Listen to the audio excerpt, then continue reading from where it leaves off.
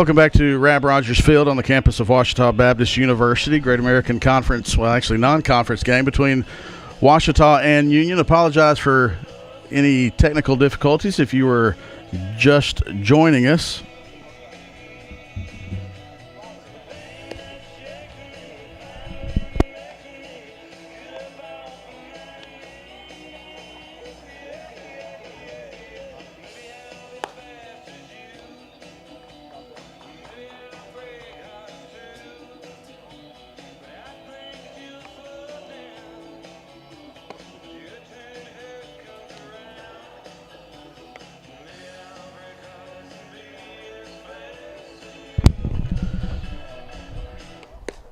Union jumped out to an early lead in the first top of the first inning, got 3 runs, back-to-back RBI doubles, and then an error allowed the third run to come across. Ouachita got a runner on base in the bottom of the first, but nothing doing, and then Ouachita starter Peyton Sterrett was able to retire the Bulldogs in the bottom of the second, top of the second. That's where we are now. Union 3 runs, 2 hits, no errors, 2 runners left on base. Ouachita, no runs, no hits, 1 error, 1 runner left on base. For the Tigers, it'll be 5, 6, 7. Kendall Cassidy, Octavio Mendeville, and Cole Bedwell. As we start the bottom of the second inning.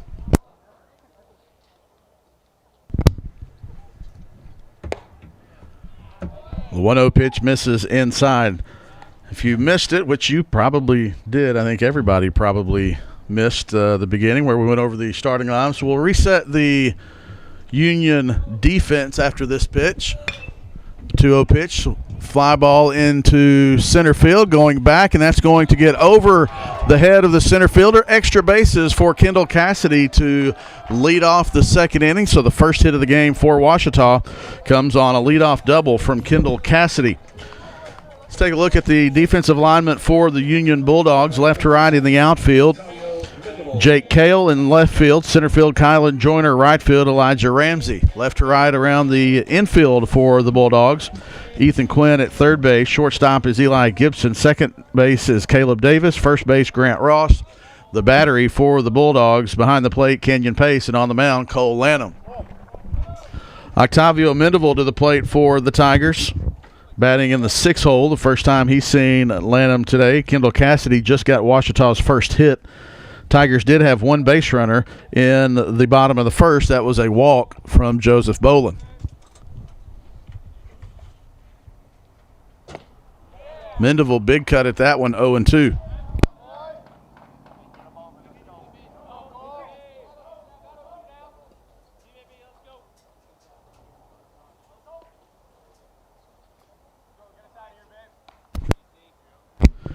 The 0-2 pitch to Mendeville, outside for ball 1. Union 10-15 on the season. Ouachita 12-11.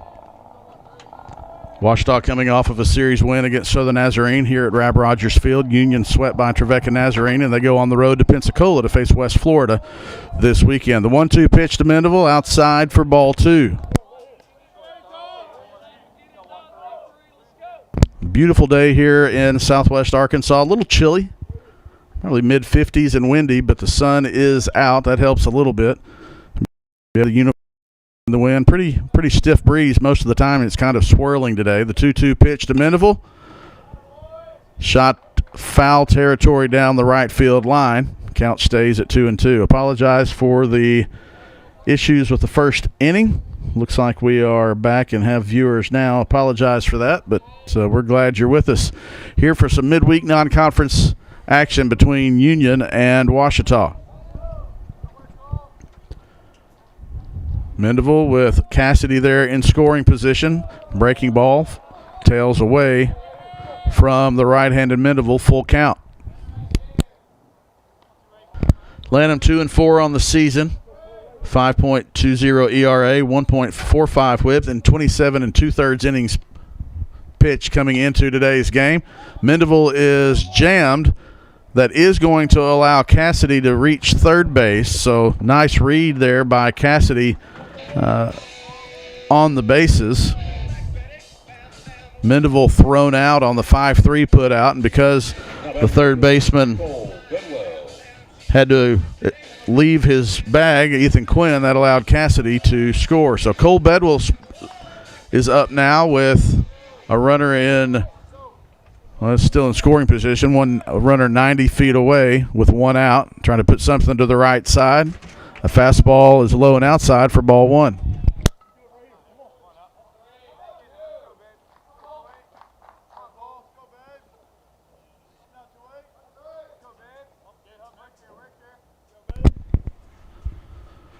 One 1-0 pitch to Bedwell. Nice breaking ball from Lanham. That caught him off guard, and the count is even at 1-1. Play shallow to medium depth in the outfield for Bedwell. In on the corners. Normal depth up the middle. Foul ball. Looks like it went off the foot of Bedwell, and the count is 1-2.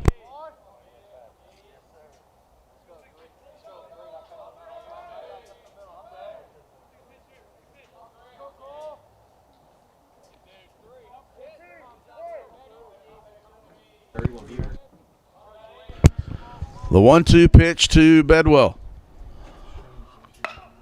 Jammed in, ground ball. That's going to be a foul ball just to the foul side of the third base bag. That definitely would have scored a run. Possibly could have been extra bases for Bedwell. Down the line, it's out of your screen now, but down the line, the bullpens do jut out into foul territory here at Rab Rogers Field, and the fencing that juts out sometimes shoots those balls back into the field of play. The 1-2 count to Bedwell. The throw back to third base to try to get Cassidy, but he is back in safely.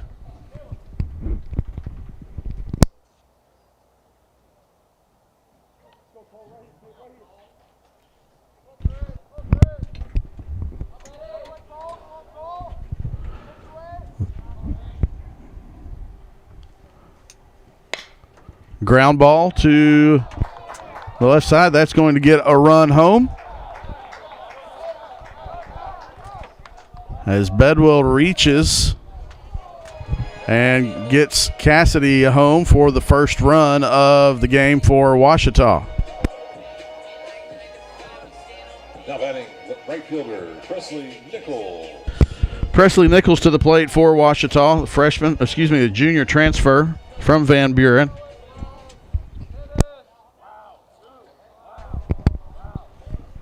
Bats with one out and Bedwell on first as that breaking ball misses away for ball one.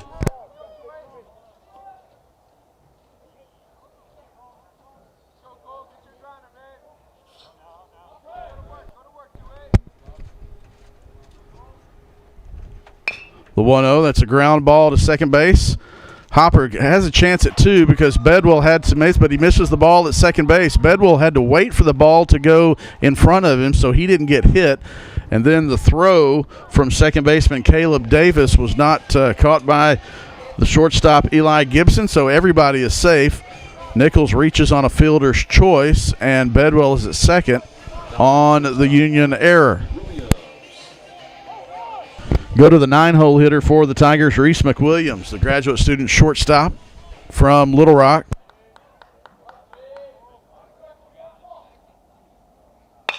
First pitch swinging, gets off of the glove of the third baseman, but a nice job by third baseman Ethan Quinn of staying with that one, knocking it down, and then crawling to the bag for the second out of the inning. So no damage done by the Tigers, as still first and second, but now there are two outs on the board. Jaron Cesar to the plate now with two outs.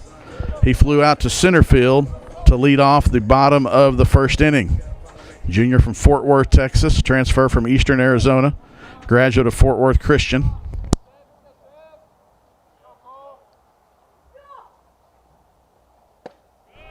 Nice breaking ball on the first pitch from Lanham. First mini jam that Lanham has been in this game. Trying to minimize the damage. A Caesar base hit here could score Nichols from second, most likely would, with him being off on contact. That's a ground ball to the right side, a two-hopper flip to shortstop, and the out is retired. So the Tigers do get one across. We can't get any more, and they strand 2. We're through 2 innings. Union 3, Ouachita 1. Back after this timeout.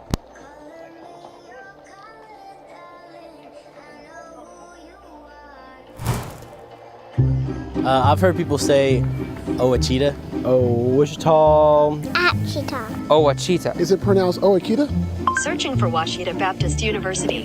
Back in Texas, everybody pronounces it Wichita, but really, it's Ouachita. Washita. Washita. How would you pronounce it? Washita. Ouachita. It's Ouachita Baptist University. Get it right. It's Washita, people. It's Washita. Washita. Visit the Ouachita campus store for all your Tiger apparel, merchandise, and gifts. If you need something to wear to show your Tiger pride, stop by the Ouachita campus store on the bottom floor of the Evans Student Center to grab a t-shirt, sweatshirt, polo, or more. If you can't stop by the store on campus, visit us online at bookstore.obu.edu. Make your purchase and we'll send it to you. Support the Tigers by checking out the Ouachita campus store. Go Tigers.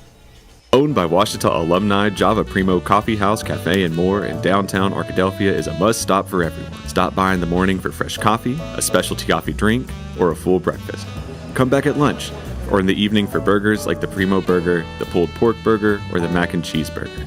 Maybe it's a salad, a wrap, a quesadilla, or one of our varieties of pizza. And don't forget to top it off with a sweet treat that puts the cherry on top of a great meal. That's Java Primo on Main Street in downtown Arkadelphia.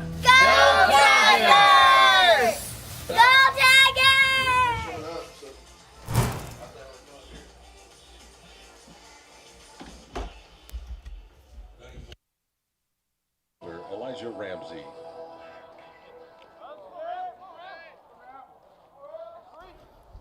Start the top of the 3rd. Elijah Ramsey for the Bulldogs.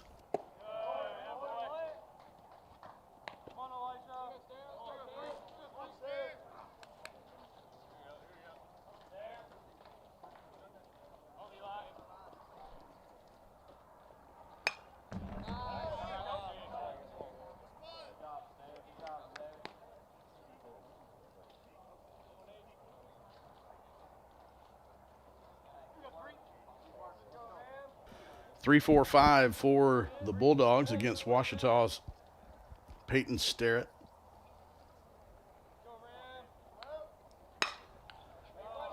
Fly ball into foul territory. Looks like that's going to tail away into the Ouachita bullpen.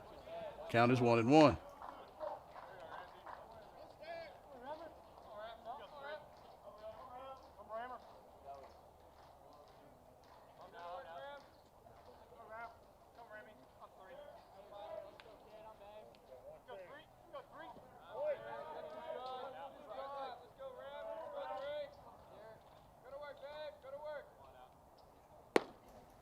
The 1-2 misses outside for ball 2.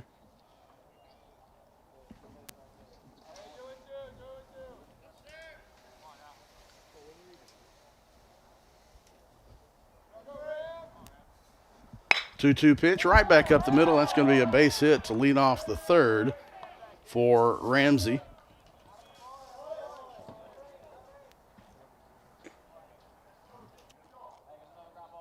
Now batting first baseman Grant Ross.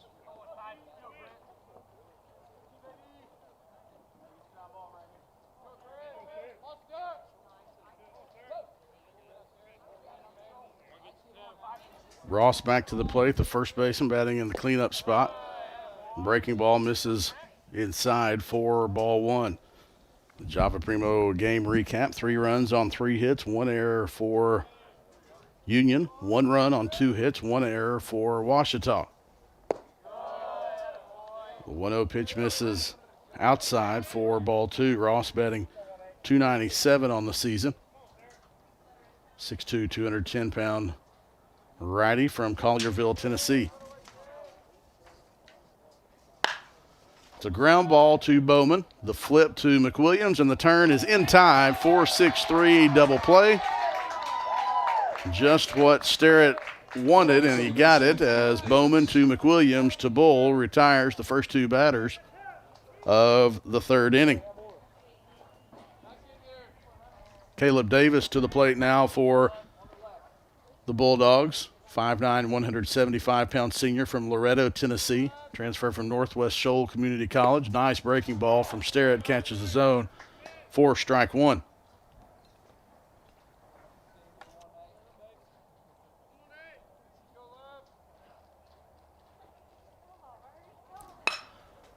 Goes the other way with that one. Left field is there, and that is for Ouachita. That is left fielder Cole Bedwell fighting off the sun and making the catch of the lazy fly ball. So quickly go the Bulldogs at the top of the third. Ouachita trying to claw back and get some back after this 3-1 lead of the Union Bulldogs. Back to Rab Rogers Field after this timeout.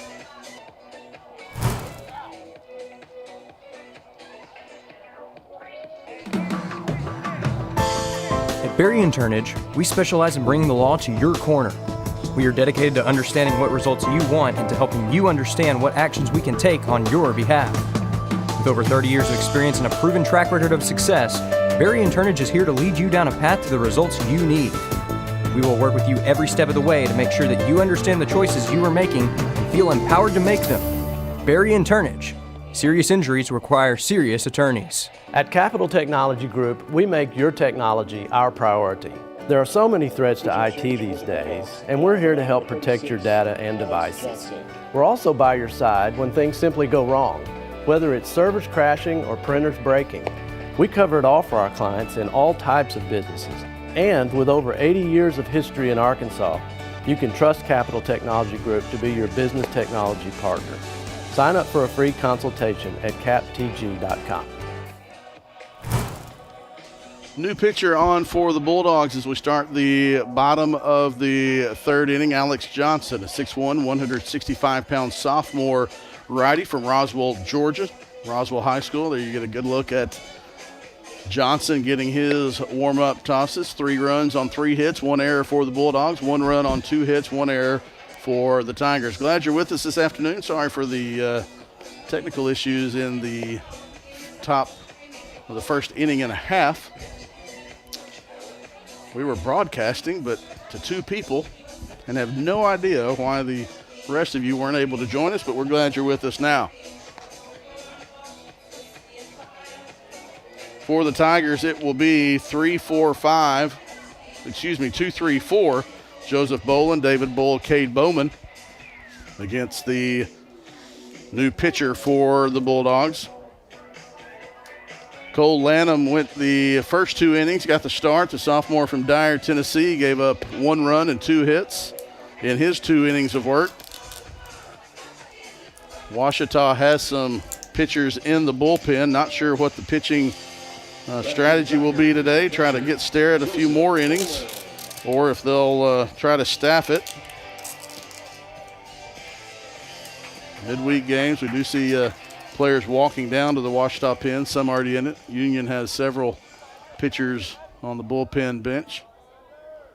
Joseph Boland to the plate, walked and was stranded in the first inning. First pitch catches the inside part of the plate for strike 1. Boland batting .393 on the season. I talked about it. You didn't hear about it his first time up. He's the just named Great American Conference Offensive or Player of the Week, Hitter of the Week last week. Had 10 hits against Southern Nazarene in the series here over the weekend. The 1-1 pitch, breaking ball, catches the zone for strike 2.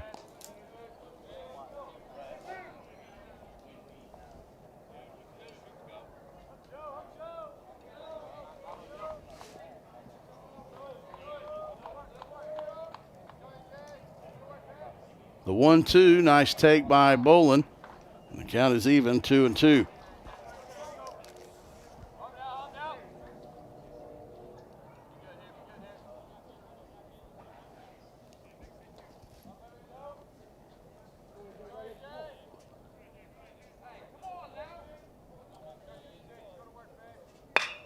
A high fly ball into the left field, but that was played absolutely perfectly by left fielder Jake Cale. He did not have to move a step, and Boland is retired on the F7.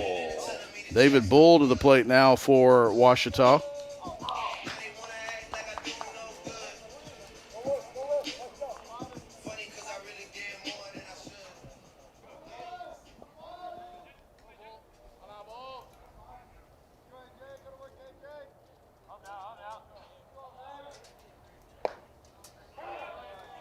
Fastball catches the zone. Good life on the fastball from Alex Johnson. This is Johnson's 10th appearance of the season. All have been in relief. That one got away from him. 10 1/3 innings pitched for Johnson. Get up 6 hits, 7 runs, all earned, 7 walks, and 8 strikeouts. Opponents batting .182 against the sophomore righty from Roswell, Georgia. Big swing and a miss from Bull, and he's behind in the count 1-2 now.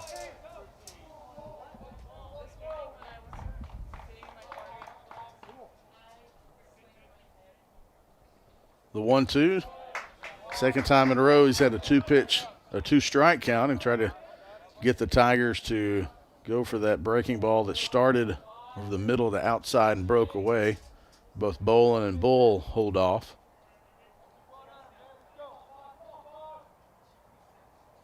Two pitch over the glove. That's going to be a tough one. Nice play by the second baseman, but it's not going to be in time. Bull did not get all of that one.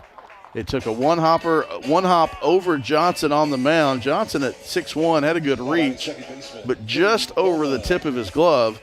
Second baseman Caleb Davis came on, and it just wasn't hit hard enough to be able to make the transfer and throw Bull out at first base. So it goes in an infield single for Bull. And that brings up Cade Bowman. They're playing shallow in the outfield. The wind is blowing in from right center, actually from left center field. Bowman does have home run power. He can also put one in the gap, and as shallow as the outfield is playing.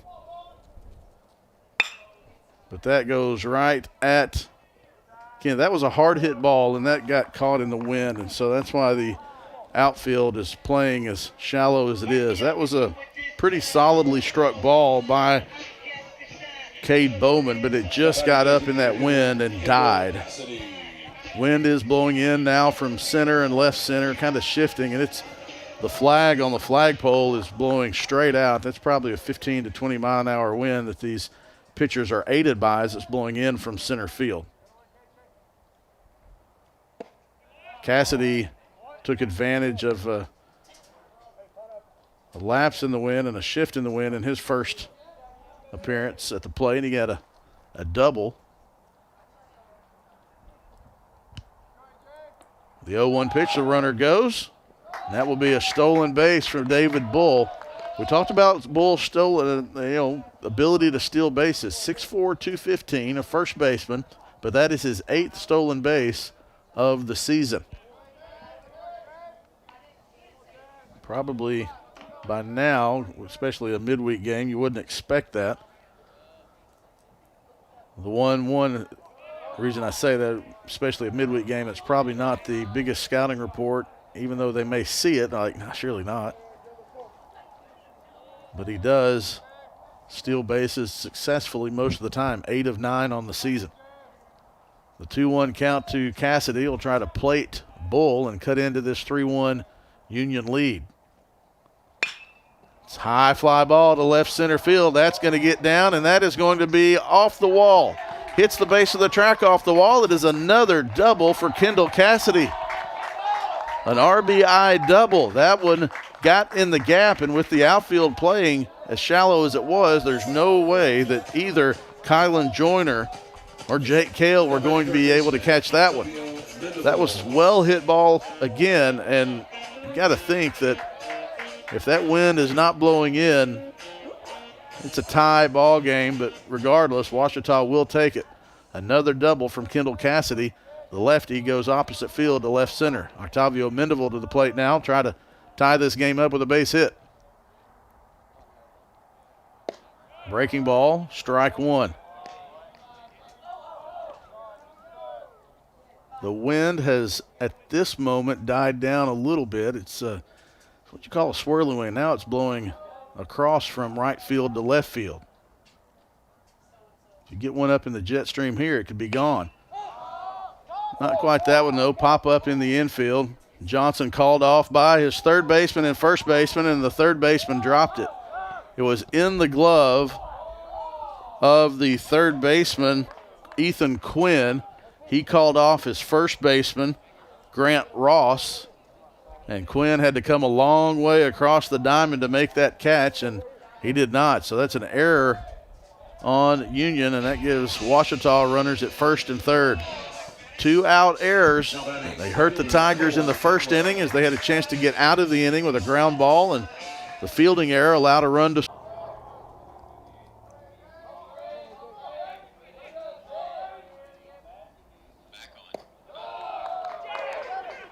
The 3-2 pitch is taken for a ball 4, but Ouachita got caught on the bases as Cassidy was at third, had a brain cramp, and took off on the full count pitch. The bases were not loaded. It was first and third, and so Ouachita runs into an out to end the inning. It's 3-2. Sorry about the power surge. It's watching Texas and Ole Miss, I believe, over the weekend. They had a power surge, and so maybe it's made the power issues and made their way up from Austin to Arkadelphia. We'll stay here as we finish the third. The Tigers had a golden opportunity, had runners at first and third with a full count. The runner at first broke to second because it was either going to be a ball, a strike, or put in play. But unfortunately for the Tigers, the runner at third base just was acting, thought there were bases loaded, just forgot where he was, thought there were bases loaded, took off as well, and he was picked off at home to end the thread. It would have been bases loaded and 2 outs. Instead, Union gets out of the inning.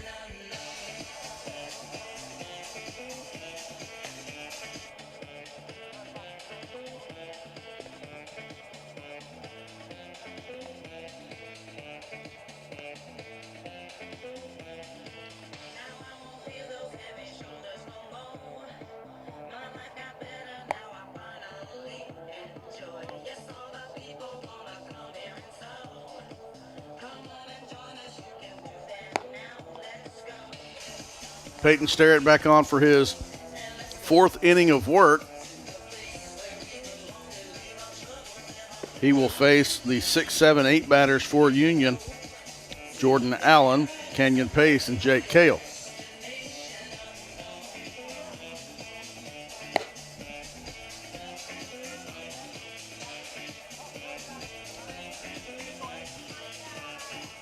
Batting for the Bulldogs, designated hitter Jordan Allen.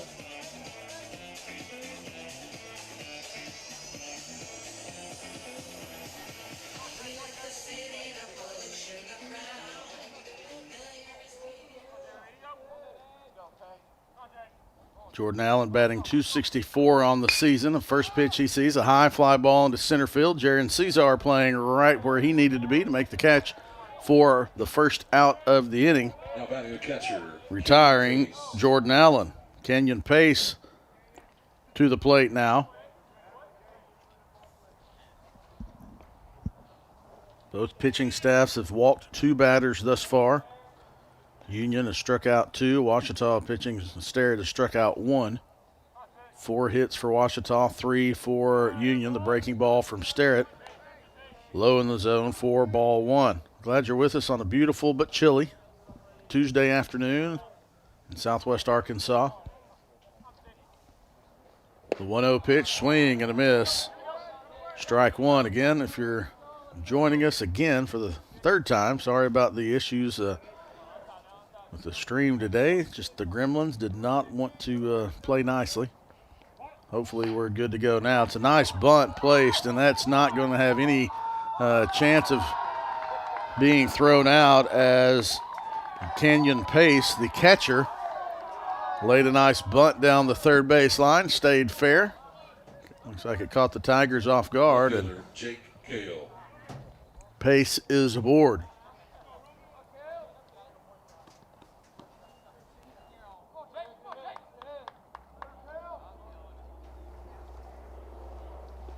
So runner on first and 1 out for Jake Kale, the senior left fielder. Kale, a junior from Jackson, Tennessee, product of the Sacred Heart of Jesus High School.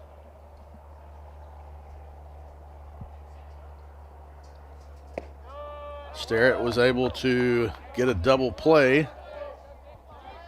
Twin Killer helped him out in the third. He'll try to throw a ground ball and let his defense work behind him here in the fourth as well. The 2-0 pitch. It's a foul ball.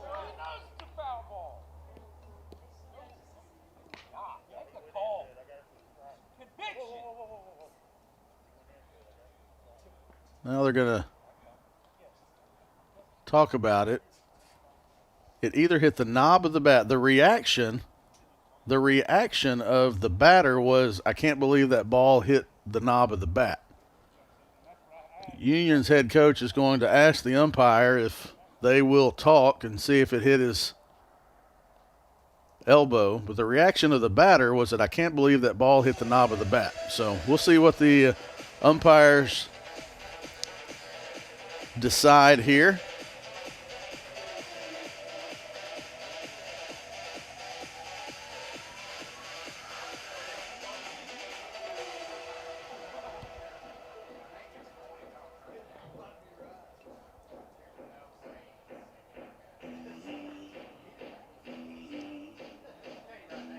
Long discussion about it. They're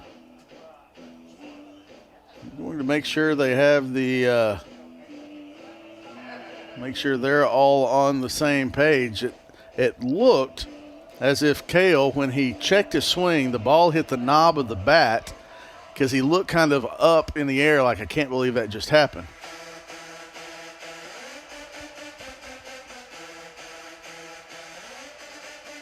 So the umpire comes to Union head coach Casey McGee with a decision. McGee asks a question, and then the umpire, now they're going to get together again.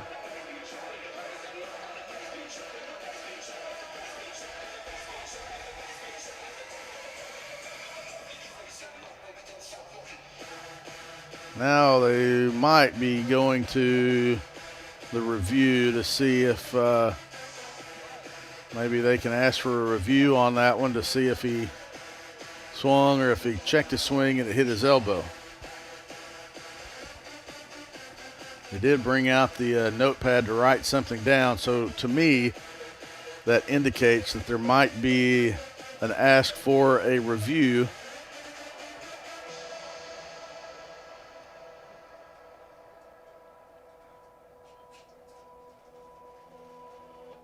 Here. We'll just sit and wait with you.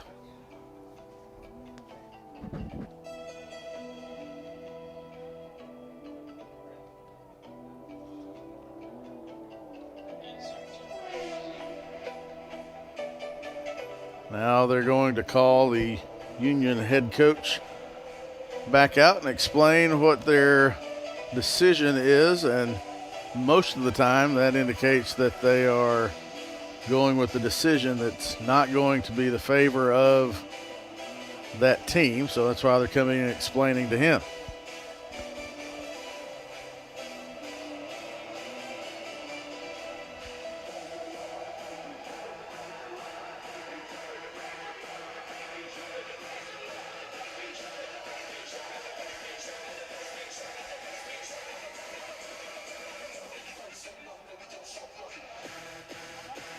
McGee backs off, and we are ready to go.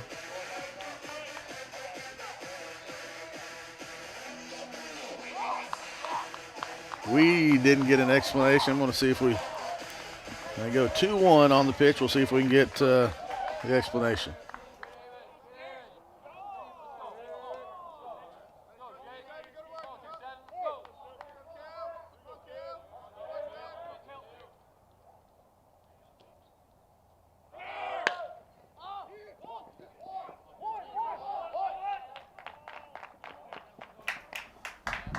It's a fly out by Kale, and the runner pace was moving on the pitch, so he retreated. The count was 2-0 before that pitch, so he either said it was a foul ball or he leaned into the pitch and called it a strike. Didn't get any explanation, but regardless, that was one of those two. And so now with 2 outs on the board, Ethan Quinn, the third baseman batting 9th in the Union order, comes to the plate. Fastball misses low.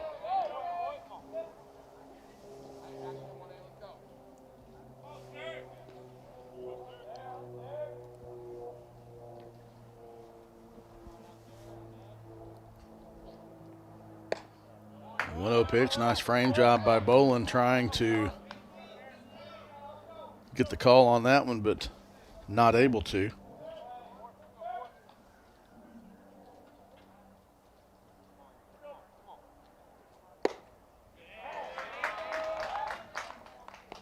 Gets that call, and it's 2-1.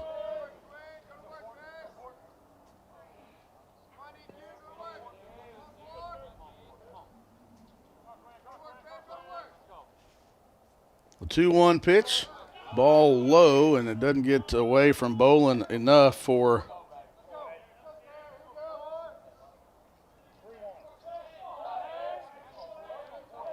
the runner to advance.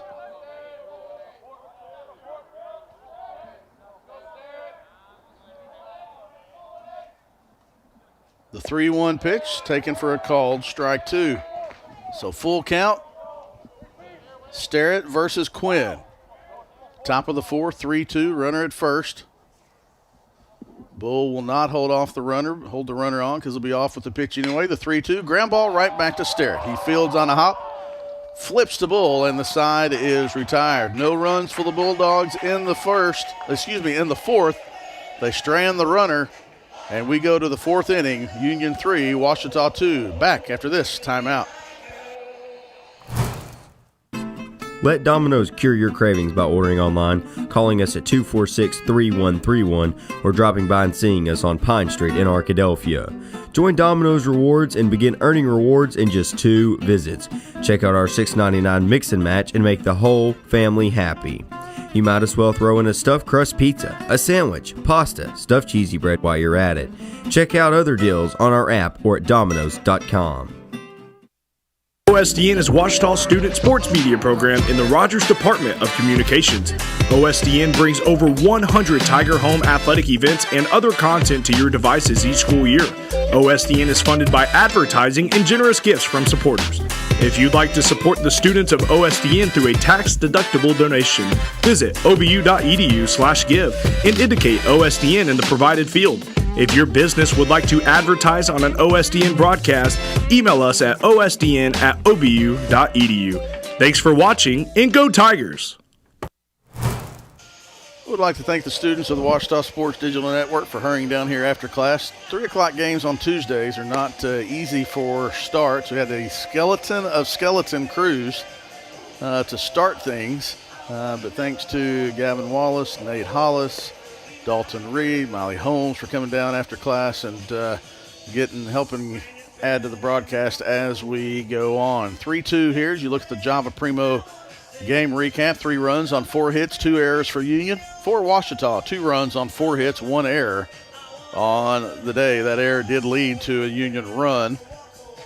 New pitcher for the Bulldogs as it's a staff day for Union, and it'll be Eli Jackson, a 5'10 lefty, a junior from Hamilton, Alabama, graduate of Hamilton High School, transfer from Wallace State Community College.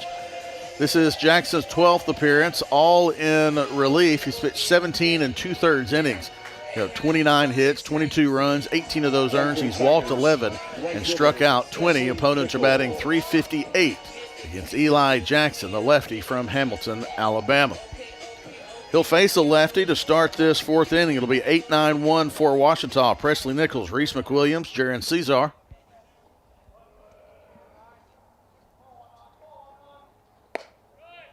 Fastball in there for a called strike 1.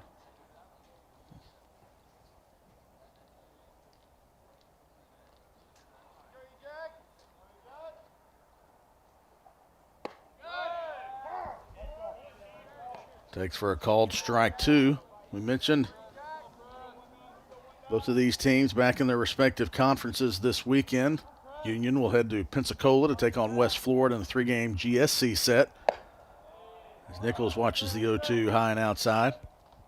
Ouachita will hit the road and head to Shawnee, Oklahoma for a 3-game set against the Oklahoma Baptist Bison. Oklahoma Baptist coming off of a series win at Henderson State just across the street here last weekend. The 1-2 pitch, that's a ground ball, one hopper to second baseman Caleb Davis.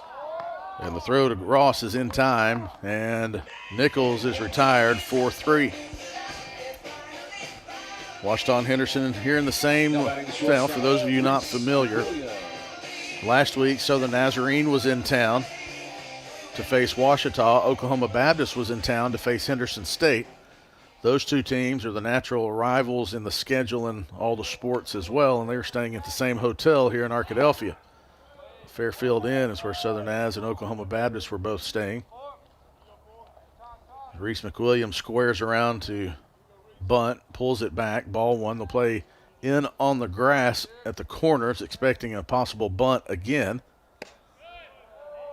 Some backdoor breaking ball from Jackson. Almost caught the outside part of the plate. I think it was closer than the umpire thought it was going to be. 2-0 the count now to McWilliams. Ground ball, hot shot. That's a nice scoop by Quinn. The throw across is in time. And Ethan Quinn, playing in on the grass, had to react quickly. Did a nice job of fielding it with the backhand and hopping up and making a strong throw across the diamond to Grant Ross. 2 up, 2 down for Ouachita here in the bottom of the fourth.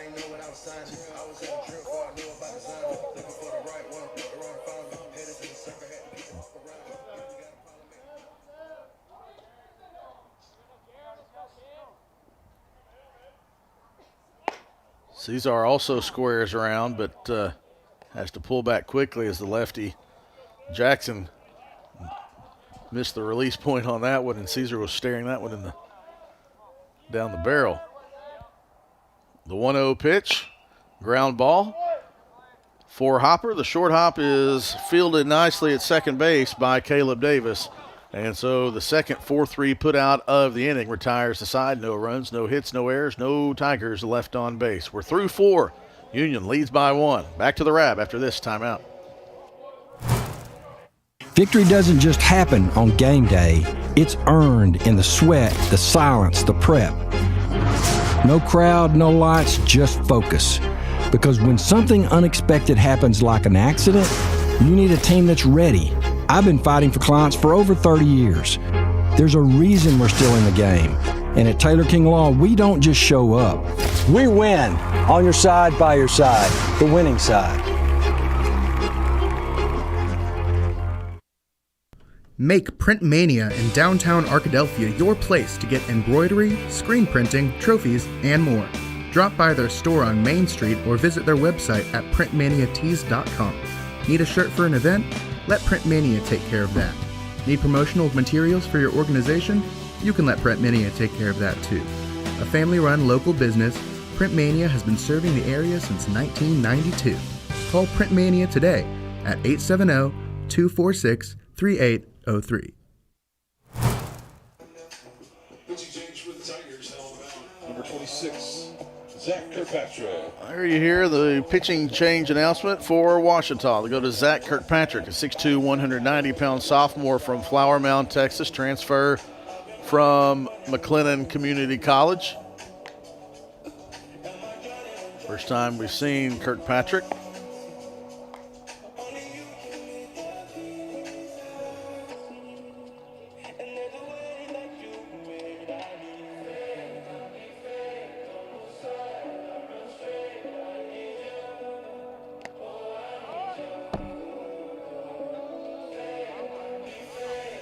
First time for us to see Zach Kirkpatrick in a Tiger uniform.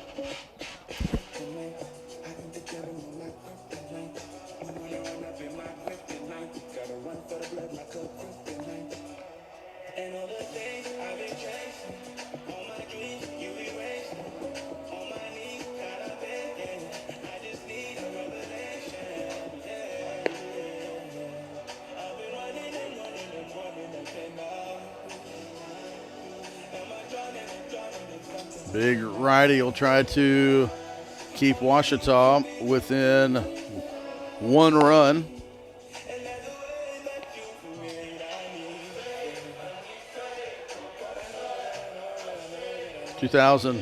'24 season at McLennan.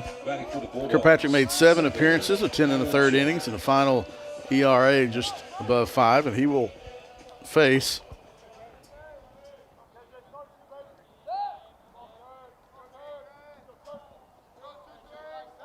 Kylan Joyner, leadoff hitter in the lineup for Union. First pitch is a fastball called a strike one on the outside part of the plate. Kylan Joyner, Eli Gibson, Elijah Ramsey. It's the 1-2-3 batters in the Union lineup to start the 5th. The 0-1 pitch taken for a called strike 2.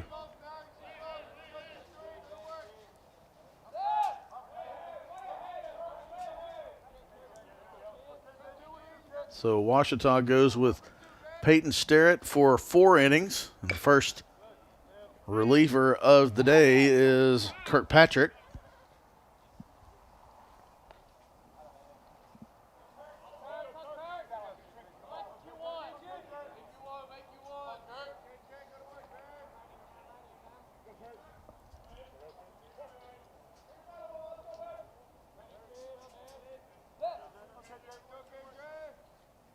Kirkpatrick looks in, the 0-2, outside, ball 1, good 0-2 pitch.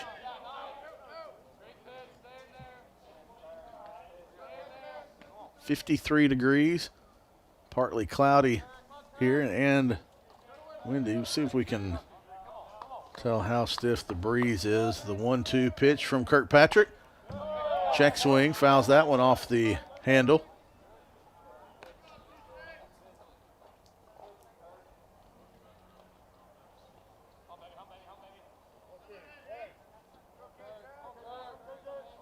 Winds will settle down later this evening, but they've been blowing this afternoon. The 1-2 pitch left that one outside to even the count at 2-2. It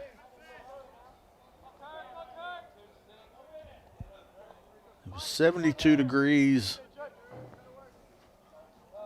The high Sunday was 72. The low Sunday night was 29 as the front came through. The 2-2 pitch from Kirkpatrick outside for ball 3. Yesterday, time everybody head to work and to school, it was 29 degrees. 55 and sunny and windy today, and then by this weekend it's going to be 89.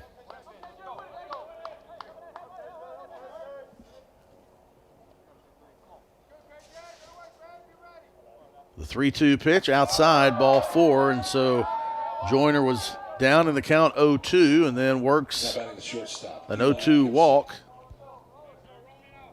Or works a leadoff walk when he was down in the count 0-2. So go to Eli Gibson.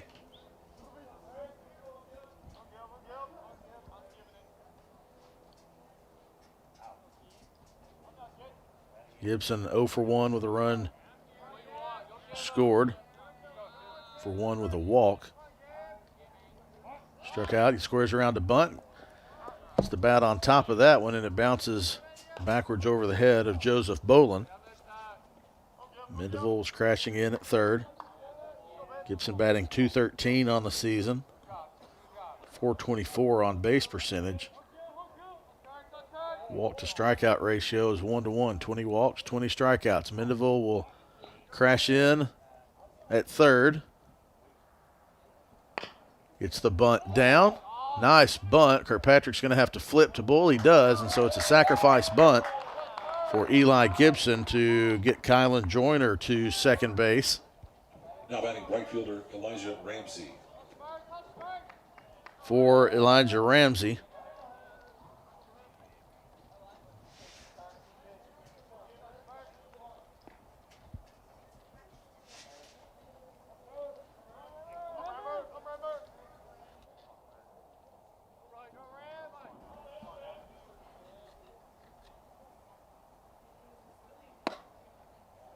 Some life on the fastball from Kirkpatrick. Ramsey 2 for 2 today with a run scored and RBI. One of those was a double, batting He's raised his average to 366.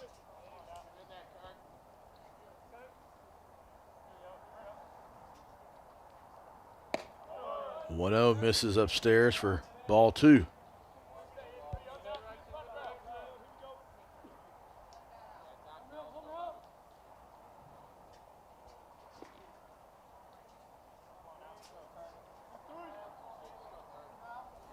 With Joyner on second.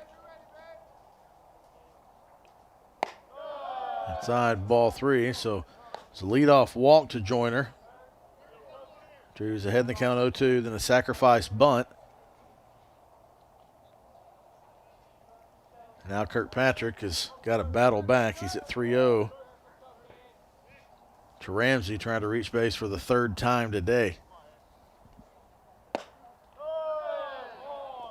Too far inside, ball 4, so runners at first and second for Caleb Davis. Now batting first baseman Grant Ross.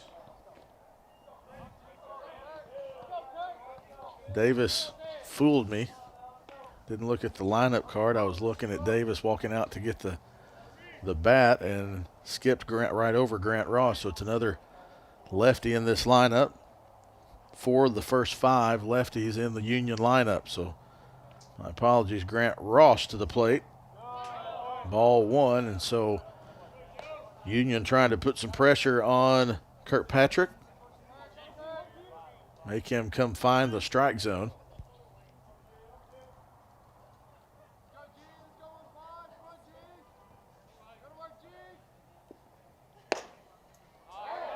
Gets the strike call there as that one caught the outside and top corner of the zone. There is a pitcher warming up in the Ouachita bullpen. Looks like possibly Braden Tucker. Swing and a miss at the 1-1 pitch, and Kirkpatrick has another 2-strike count to the batter.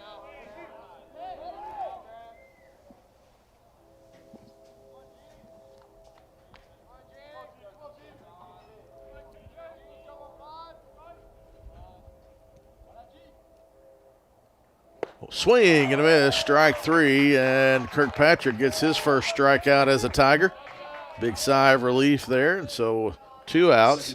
Now Caleb Davis will come to the plate with 2 outs. Runner still in scoring position. That's Kylan Joyner. Davis had a busy bottom of the 4th inning. 2 putouts.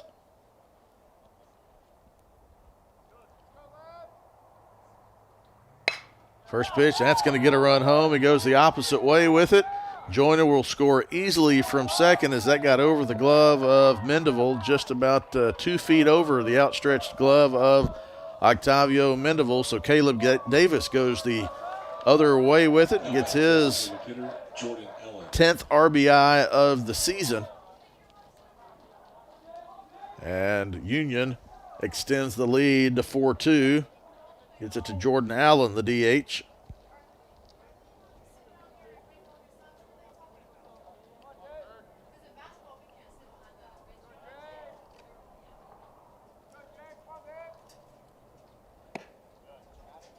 Breaking ball started and in the middle and tailed away from Allen.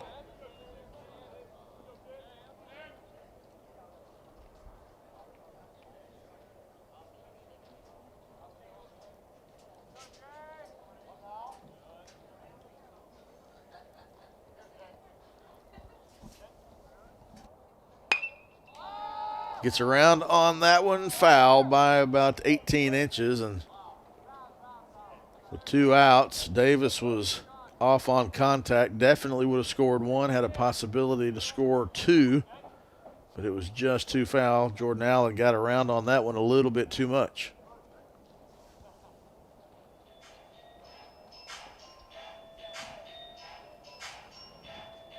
Going to bring a visit from Ouachita head coach Luke Howard, and that is going to be a call to the bullpen. So that'll be it for Kirkpatrick. Get a little bit of work in his first outing as a Tiger. We'll take a break, tell you about the new pitcher when we come back after this time out on the Ouachita Sports Digital Network, presented by Taylor King Law.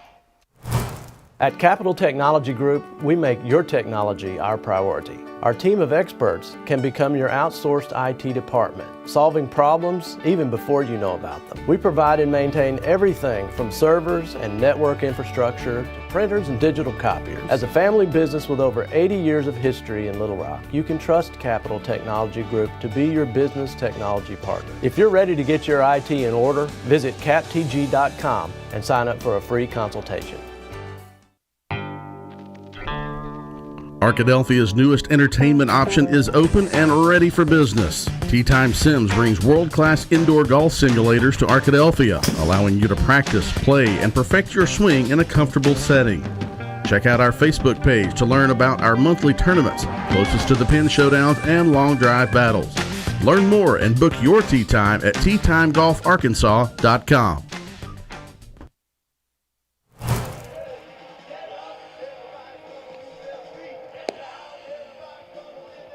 Pitching change for the Tigers. Now on the mound, number 28, Braden Tucker.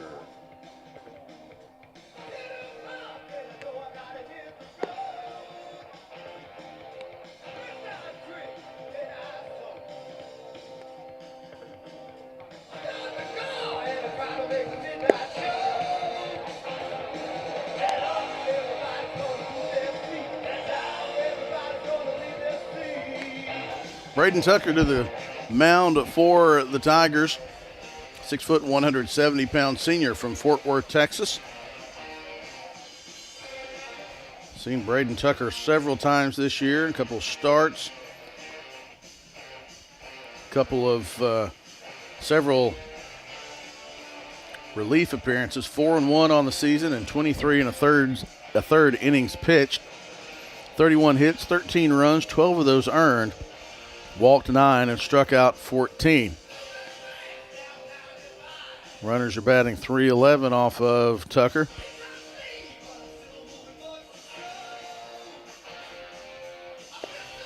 Batters have had a little success against Tucker with 2 outs, batting .405, but he's going to try to retire Jordan Allen. It's the middle of the count, 1-1 the count to Jordan Allen as the pitching change was made in the middle of the at-bat.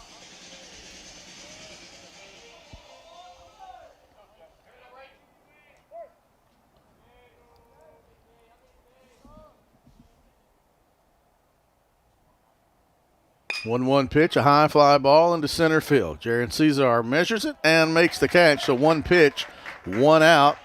That's the 3rd out of the inning. So Union does add 1.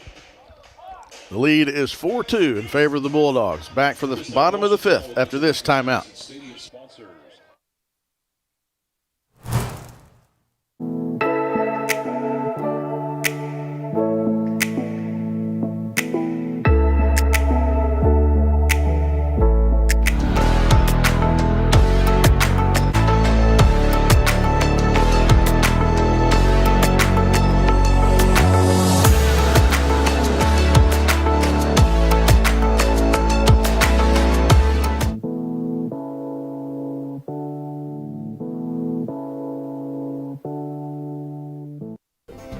Chicken Express is a proud supporter of not just the Badgers, but all things Arkadelphia, from elementary to college and from community activities to church groups. Chicken Express is always willing to support and assist the people in our town. The next time you visit Chicken Express, thank them for their involvement in our community and definitely don't leave without getting a cup of that Chicken E sweet tea. Located right off exit 73, stop by Chicken Express for your next meal.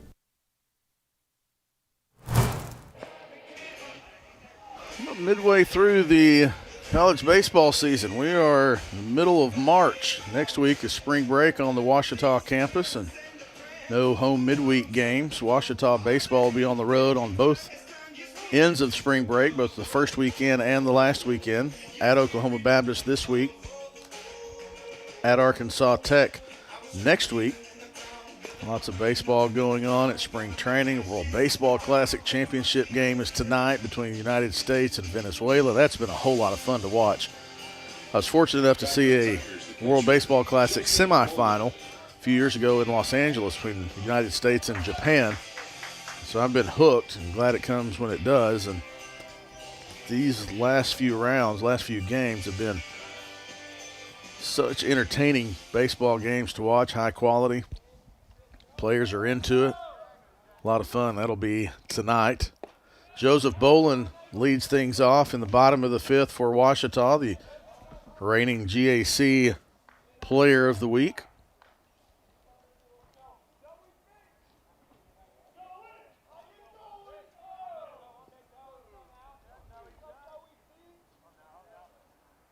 Bring you up to speed on what else is around the conference as Bolin fouls that one over the dugout with the green top. Beautiful green field there you see on a St. Patrick's Day. Harding, a lot of GAC, GSC matchups, especially for the Arkansas schools, happen throughout the season. Ouachita played Delta State earlier in the year here at Rab Rogers in the midweek. The 0-2 is outside. Harding is in Millington, Tennessee, or meeting Trevecca Nazarene in Millington, Tennessee. Oklahoma City is at Southern Nazarene. Southeastern Oklahoma State hosting Austin College. In Alva, Northwestern defeated Oklahoma Panhandle State 21-11. The wind was blowing out there, and talking to Southern Nazarene head coach Chris Modelmog, he said the way that their field is set in Bethany, Oklahoma, which is in Oklahoma City, the Oklahoma winds are not kind to the pitchers. He said they had a 28-14 game at Southern Naz a few weeks ago. The 2-2 pitch fouled out of play. Bolin stays alive. But in Alva, Northwestern Oklahoma State, that's out there, and it's windy most of the time. 21-11, the Rangers beat Panhandle State.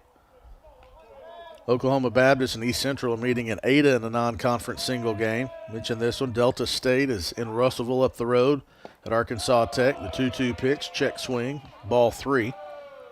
So Delta at Arkansas Tech is another GAC, GSC matchup. It's also a matchup of former conference foes as Ouachita and Tech and Henderson, Harding, formerly in the Gulf South Conference. The 3-2 pitch, outside, ball 4. Tried to get the frame job from Kenyon Pace, but didn't quite get the call. And so Bolin is on board via a walk for the second time today. You see the wind really blowing in from center field now. The pants of both the jersey of Bull and the pants of the home plate umpire and the field umpires are blowing in the wind. See the jersey of the pitcher. That breaking ball catches the outside corner, the backdoor breaking ball, strike one. But the Arkansas schools are in the Gulf South Conference before Union joined, so that never was a conference matchup between these two. Throwback. Bull showed bunt as the pickoff attempt was being made. Another GAC Gulf South matchup in Monticello as Christian Brothers is in Southeast Arkansas facing Arkansas Monticello. That'll be at 3 o'clock. Bull does square around the bunt, pulls back 0-2. The final matchup of the day, a non-conference single game across the street at Henderson State as Southern Arkansas is making its way up from Magnolia. The Mule Riders and Reddies will face each other at Clydeberry Field at 6 o'clock tonight. The throwback.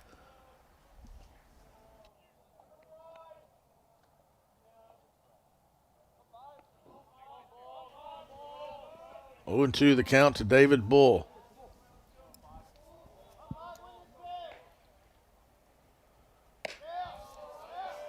Catcher set up upstairs, and that's where Jackson went. There is a pitcher warming up in the Union bullpen, not throwing from the rubber yet, just on the front part of the mound.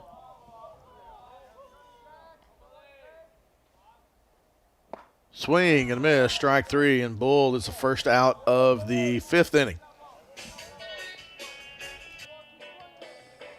Now batting second baseman, Cade Bowman.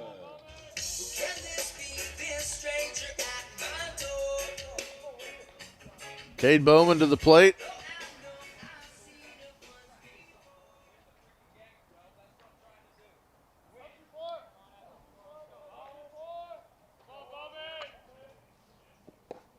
Fastball inside. Ball 1.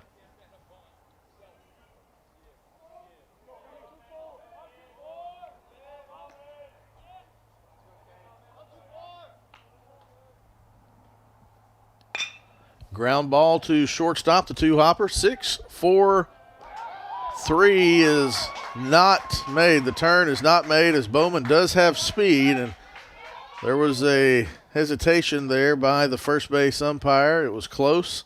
The bang-bang play went to Bowman. And the double play does not get turned. It was a high chopper. And so it did allow Bowman to get down the line. So now with 2 outs, Kendall Cassidy. And now they will play a little bit deeper for Cassidy in the outfield than they played for everybody else. And now you see center fielder Kylan Joyner jog back into his right to try to take away that to the gap where Cassidy has gone the previous 2 times. They play him opposite field and a little bit deeper. Significantly deeper than the other one's in the Tiger lineup because he's gone to that left center field wall both times.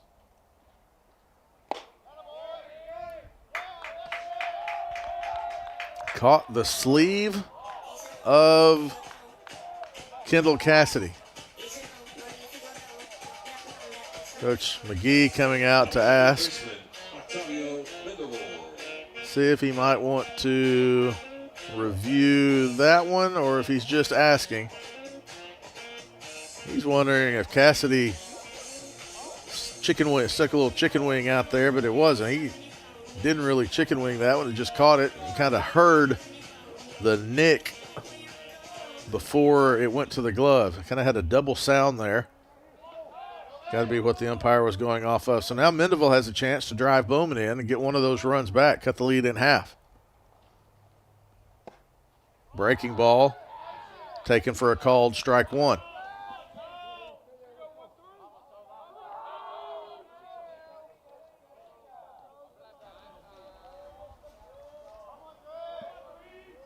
They're playing him to pull at third base. That's a number to second base. Played off the spin, the field, and the throw is in time. 4-3 the putout.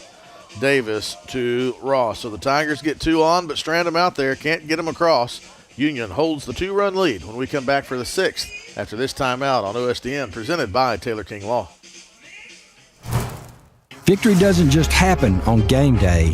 It's earned in the sweat, the silence, the prep. No crowd, no lights, just focus. Because when something unexpected happens like an accident, you need a team that's ready. I've been fighting for clients for over 30 years. There's a reason we're still in the game. And at Taylor King Law, we don't just show up. We win on your side, by your side, the winning side.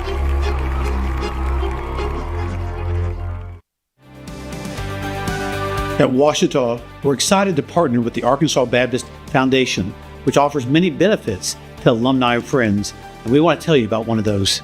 I'm Dylan McClain, a proud alumni, and I serve as the Vice President and Attorney at the Arkansas Baptist Foundation. The foundation proudly serves as Ouachita's Planned Giving partner, so if you're considering leaving a legacy gift or want to explore other charitable giving options, we'd love to guide you through that process.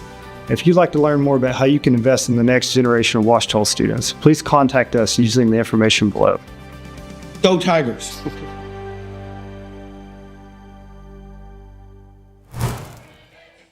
Non-conference action here in Arkadelphia in 3 different places. You got this game, Ouachita hosting Union baseball. We mentioned Southern Arkansas at Henderson State in a non-conference game at Clydeberry Field, but also at 6 p.m., the Ouachita softball team playing even closer just across the street at D. White Field.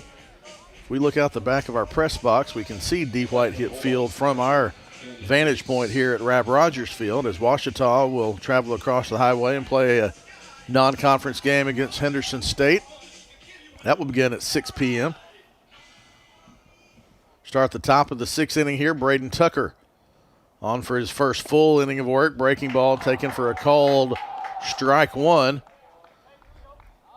It'll be 7-8-9 for the Bulldogs. Kenyon Pace, Jake Cale, Ethan Quinn. To the top of the order if anybody reaches. Ground ball up the middle. McWilliams was playing Pace to pull, and he went right back up the box with that one. Kind of caught the end of the bat. And it is a leadoff single, the 6th hit of the day for Union. We go to Jake Kale, the 8-hole batter, came into the game starting at left field today. Looks like he'll square around at bunt, so you see Mendeville crash. Fastball outside. Bolin encouraging Tucker. Just wanted to throw a strike here and make the batter put the ball in play.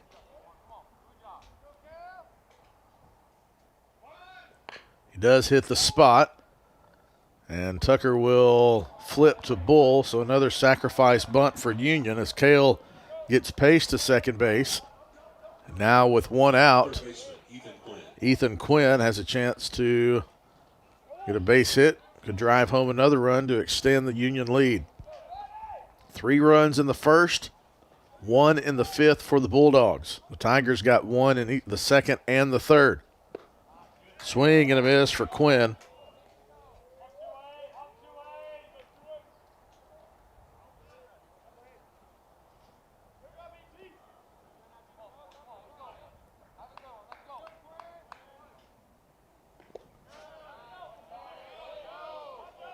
Laid off of the 0-1.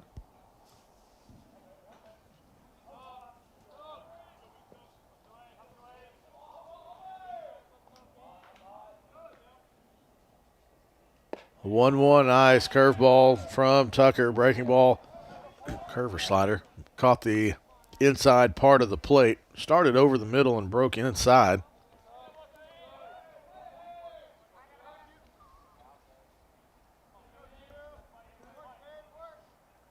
The 1-2 swing and just off the cap of the bat, foul ball, and Quinn stays alive.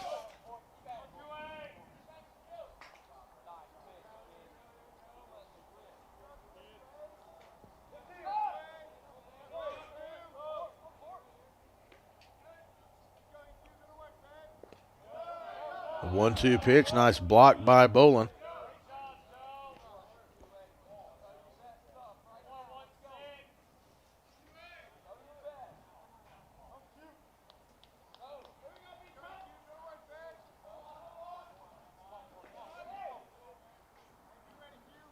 The 2-2 ground ball right back to Tucker. Nice hop. He throws across to first base to get the out. The runner does advance to third base. Tucker had the option of trying to get the tag at third or the sure out at first and got the throw to Bull for out number 2.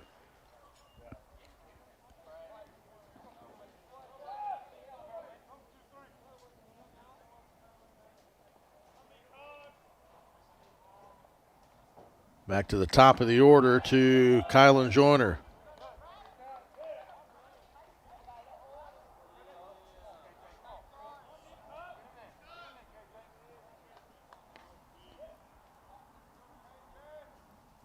The 0-1 from Tucker, breaking ball inside, evens the count.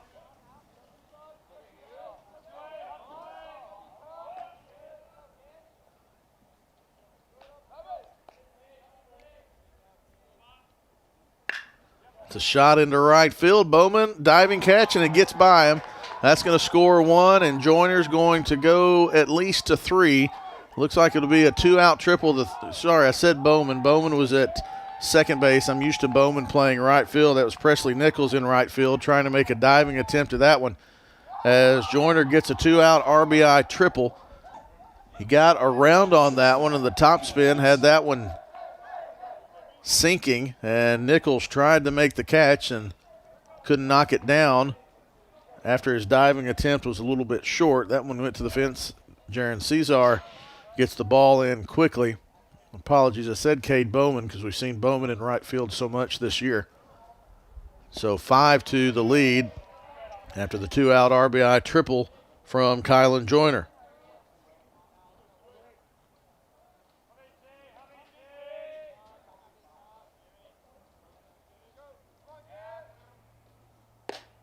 The 1 misses.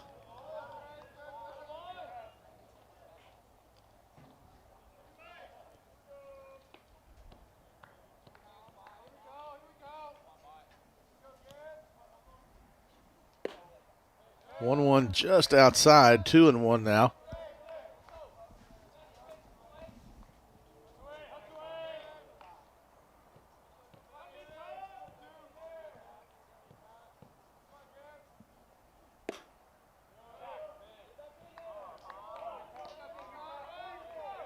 3-1 now.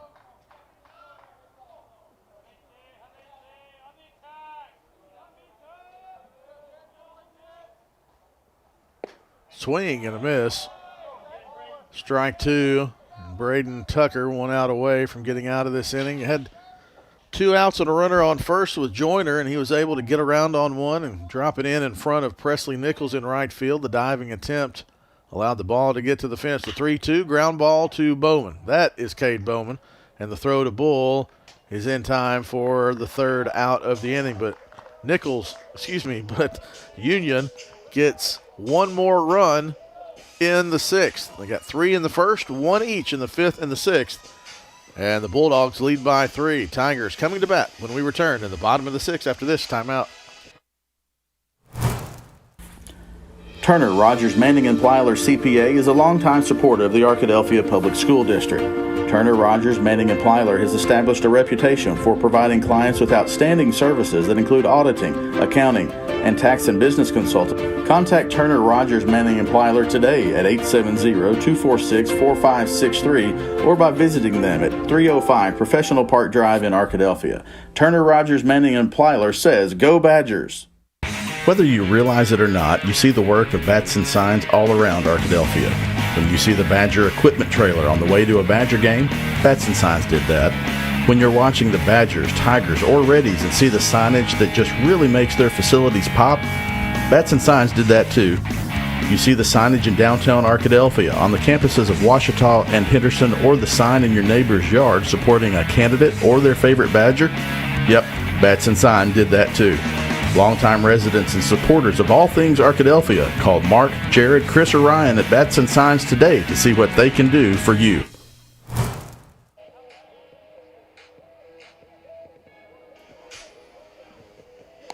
New pitcher for Union as Corbin Howard comes out of the bullpen. 5'10", 175-pound freshman from right there in Jackson, Tennessee, the University School of Jackson.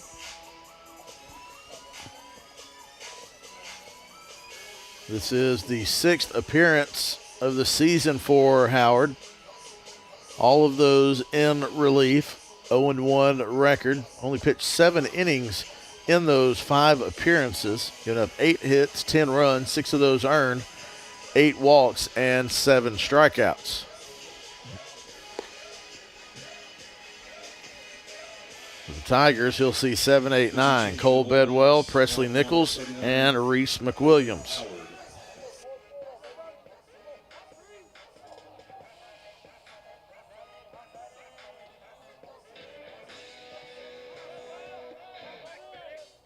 Batting for the Tigers, left fielder Cole Bedwell.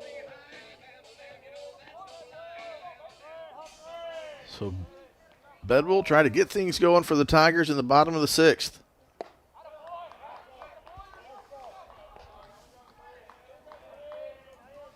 Bedwell had a productive game, the first 2 games for Ouachita.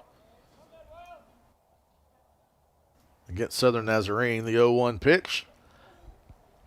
Turned on that one, but that is well foul. It's still go. Ooh, that almost caught a truck.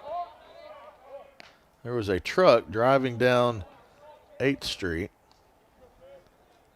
in front of the Ouachita Fieldhouse, the baseball and football fieldhouse, Blackman and Benson. And as soon as that ball disappeared over the horizon, the truck showed up. That was very close. The 0-2 pitch to Bedwell outside. Nice take from Bedwell. Bedwell had a home run this weekend. He has power to cut through that wind, and we have another Betty bomb from Cole Bedwell if he can get hold of one. The 1-2 pitch, swing and a miss, strike 3. And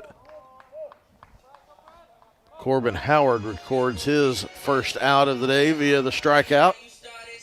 And Presley Nichols to the plate.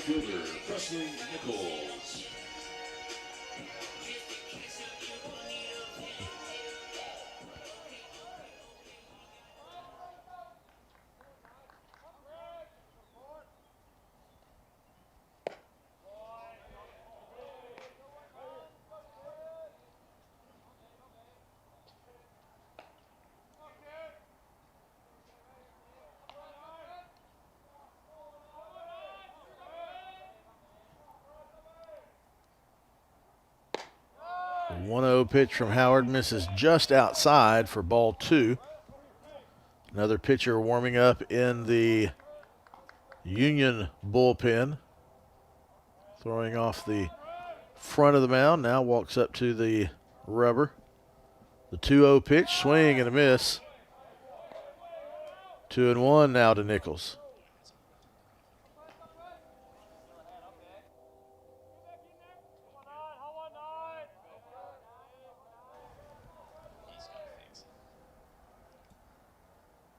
Two-one, fouled out of play, 2-2.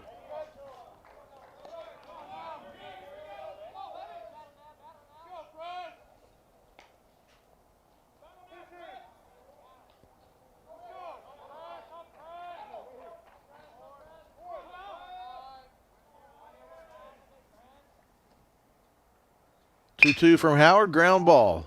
Nice play at shortstop by Gibson. The throw over, and Gibson stayed down on that one, played the short hop, played through it. Made a nice throw across to Grant Ross. 2 up and 2 down for the Tigers in the bottom of the 6th.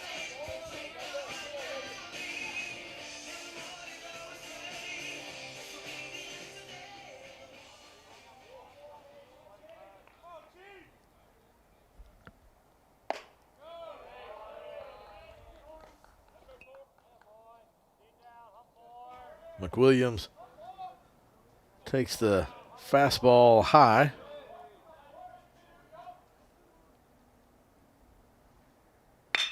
That's a shot, a 2-out base hit for Reese McWilliams into left field.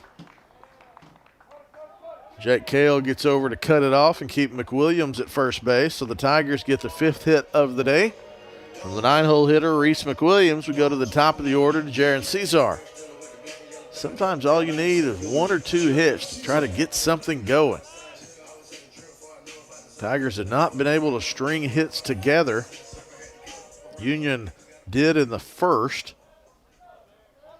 Back-to-back doubles helped in that 3-run first, and that's the difference in the game, as both teams have gotten a single run in 2 separate innings. So Cesar has the ability to go to the opposite field, and there's a large gap between Joyner in center field and Cale in left field. This one's left out over the plate, and he puts it in the right spot. McWilliams could score. The breaking ball caught the outside corner. That might have been one you could have done it with.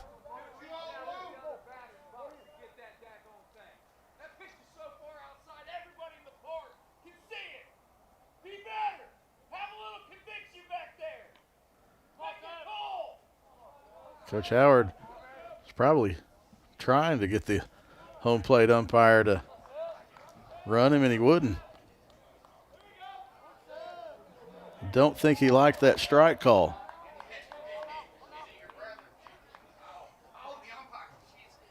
The 0-2 fouled off of Cesar's hip or hand.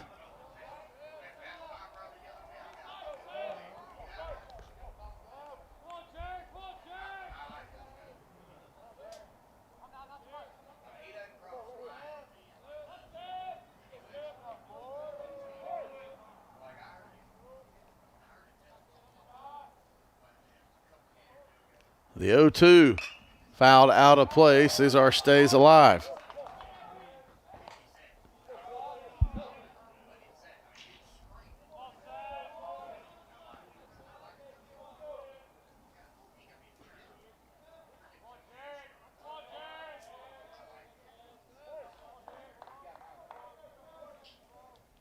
The 0-2 ground ball, swing. It's fielded.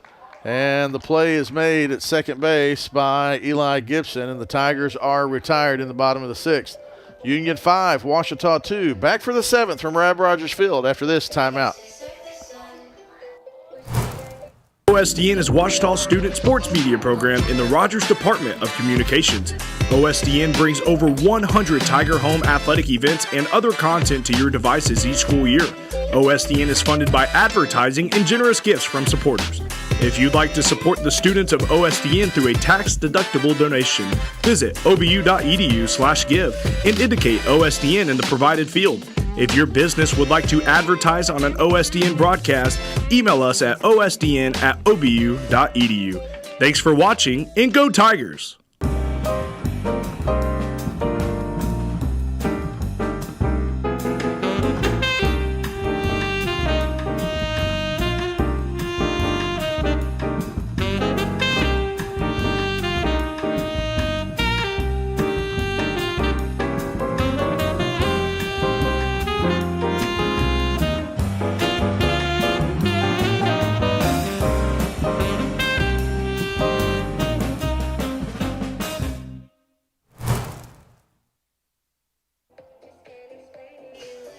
Braden Tucker back out for the 7th inning.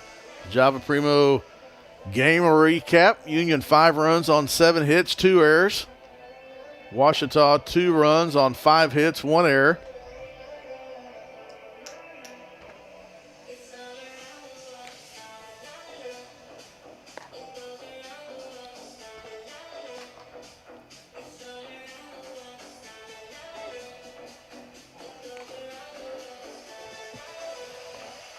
Elijah Ramsey, Grant Ross, Caleb Davis lead things off for the Bulldogs in the top of the 7th.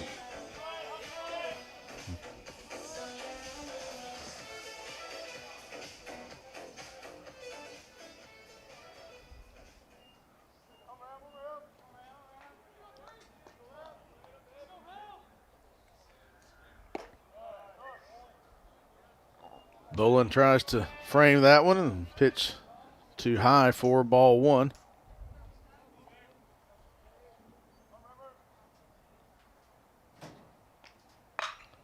Ooh, turned on that one and shot that one just wide of the dugout.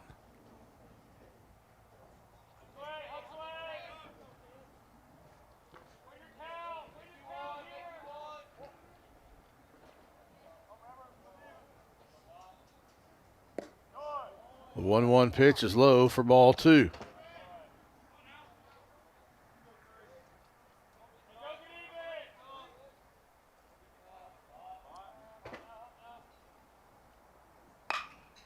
Shot into right center field. That's going to get down.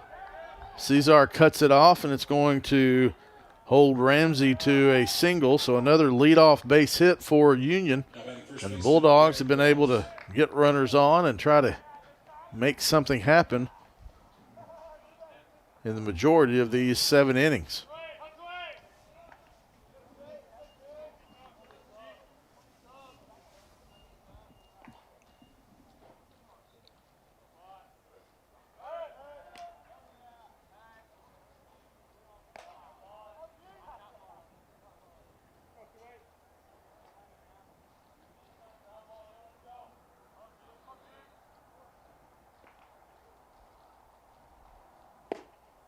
Swing and a miss. Good pitch from Tucker.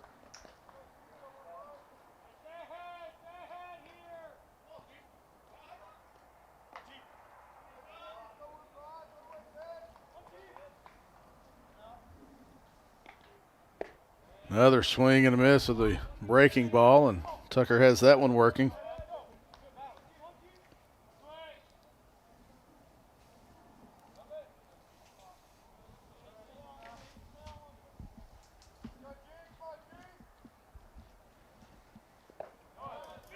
Dolan keeps that one in front of him.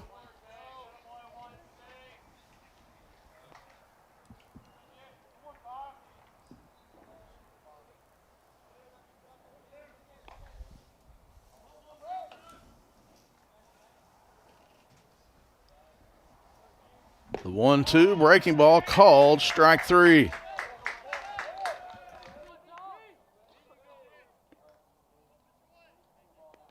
Second baseman Caleb Davis.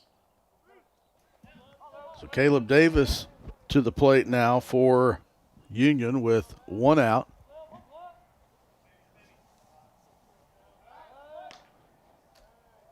Throw back on the pickoff attempt, another one.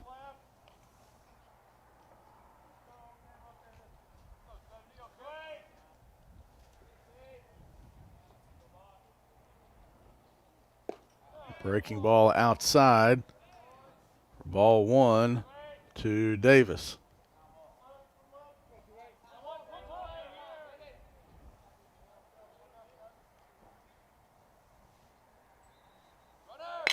It's right back up the middle. That's a base hit as that went over the glove of Tucker. So first and third for Union, as that was a hard hit ball right back up the box.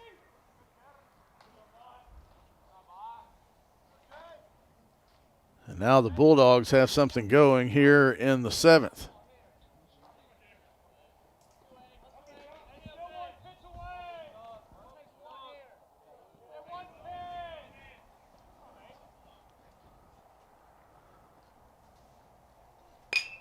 High fly ball into center field.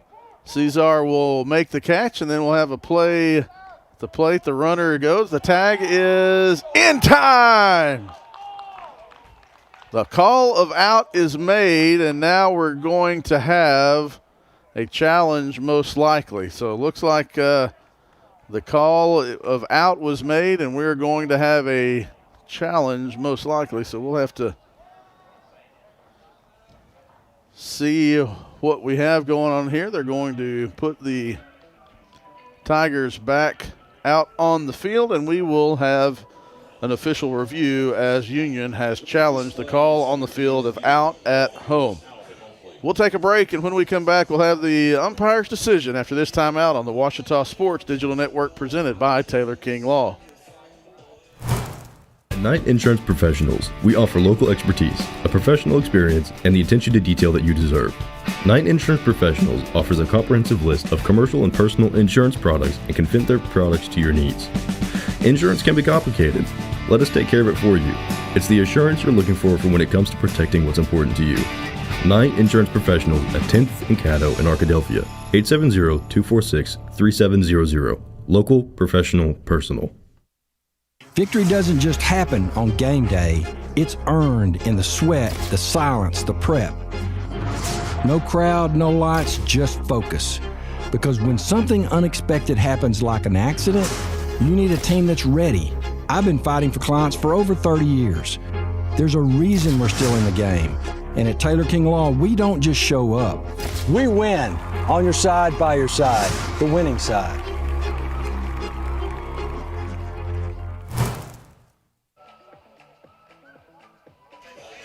Back here at Rab Rogers Field, awaiting the umpires to make their way out of the review booth.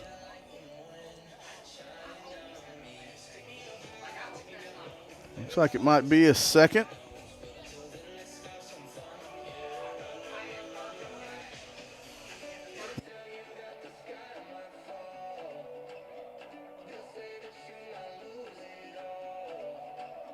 Those of you watching at home, you might have rewound to do your own little umpire review, and we did up in the press box, and we would not be surprised if this call was overturned to safe. Now, they do not use the same video system that you're seeing at home. They use the in-stadium Aware replay system,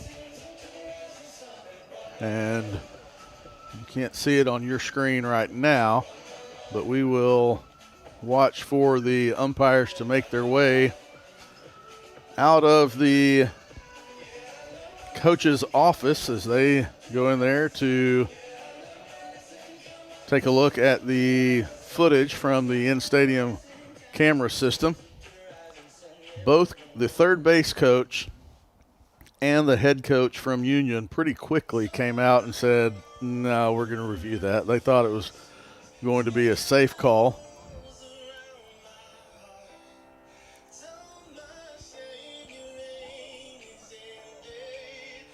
Still waiting. We'll be able to tell you when they open the door.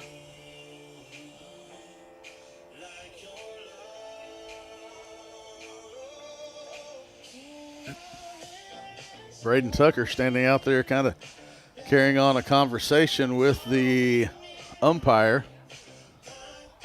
And if it's taking this long, maybe it was a technical issue with pulling up the actual play. They have 6 different cameras in the stadium that they at Rab Rogers Field mounted that they can go look at. Zoom in to see where the slide was and where the tag was. If it's taking this long, if they're not able to go back and see it, and they can't look at it for whatever reason, they'd have to uphold the call, and that would probably not sit well with the visitors. But we are still awaiting. I would send it to another break, but as soon as I did that, we would inevitably see the door open. And you see the Tiger outfield and infield are standing in the grass there in front of the shortstop. Braden Tucker standing by himself in front of the mound, just carrying on a conversation with the umpire. And I don't guess he can, would have thought by now they would have let him have some warm-up throws. Here come the umpires, and so we will watch for them to make their way out from behind the dugout and make the call. Now they start jogging through. Crew chief about to emerge. Camera 1 will have him, and then we will have the call. Oh, they called him out. Okay. Coach McGee is going to go ask if it was upheld or what. And so now we will have a break and for the 7th inning stretch. Union 5, Ouachita 2. Back to Rab Rogers Field after this timeout. New pitcher again for Union. We'll tell him about him when we come back. Hello, I'm Brett Rogers, President of Capital Technology Group. You might know us as Capital Business Machines, but our new name represents our growth as one of the state's leaders in business technology. When you've been around for 80 years like we have, you learn a thing or two about change. But what will never change is our commitment to our clients. We're still the same reliable team here to meet all your technology needs. Capital Technology Group is bigger and better than ever before. Learn more at captg.com. OSDN is Ouachita's student sports media program in the Rogers Department of Communications. OSDN brings over 100 Tiger Home athletic events and other content to your devices each school year. OSDN is funded by advertising and generous gifts from supporters. If you'd like to support the students of OSDN through a tax-deductible donation, visit obu.edu/give and indicate OSDN in the provided field. If your business would like to advertise on an OSDN broadcast, email us at osdn@obu.edu. Thanks for watching, and go Tigers!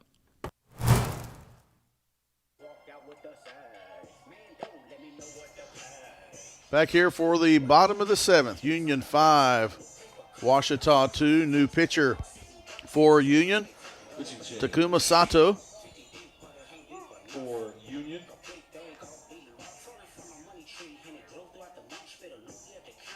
Now the mound, number 11, Takuma Sato. 6'2", 200-pound junior from Osaka, Japan. Transfer from Mount Hood Community College.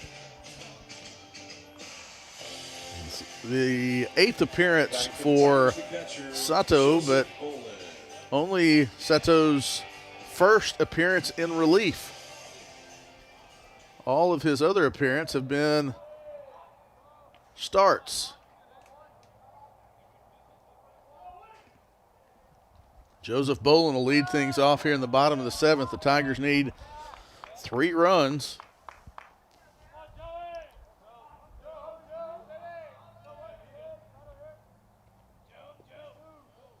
Bolin can't get all those by himself. He's got to get on base and let Bolin work. Big cut on that fastball, 0-2.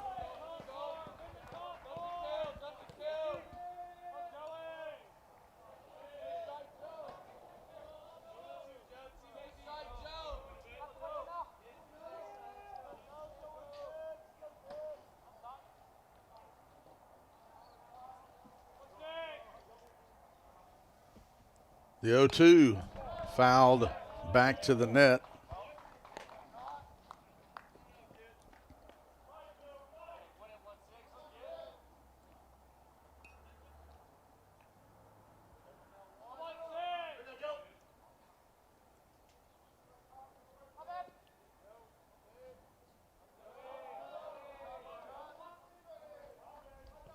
The 0-2 from Sato to Bolin. Breaking ball misses outside for ball one.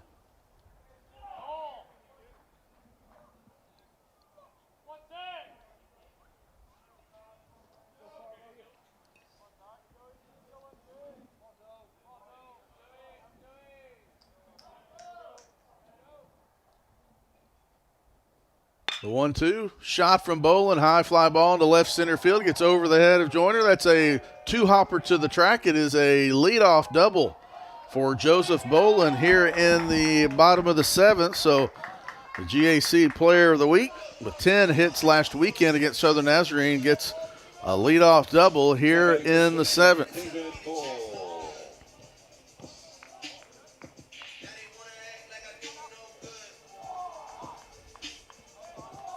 David Bull to the plate for the Tigers now with an RBI opportunity. I said Southern Nazarene so much over the weekend. Union has gotten the leadoff batter on base more often than not today. The Tigers have not been able to do that. Union's been able to get runners on and try to manufacture and try to see if they can get something. The Tigers have a chance here in the seventh.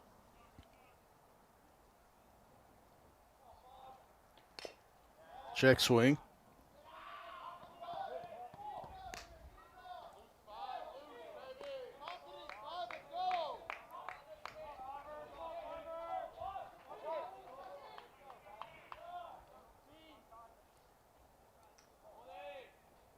The 0-2, a hot shot to shortstop. Played on a nice short hop, strong throw across, and Bull is retired on the 6-3 putout.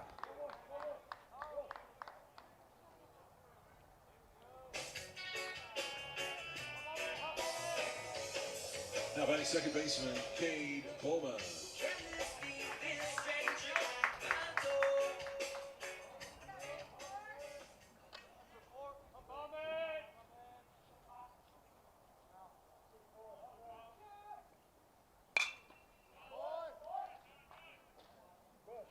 Bowman fouls that one out of play. Bolin is on second.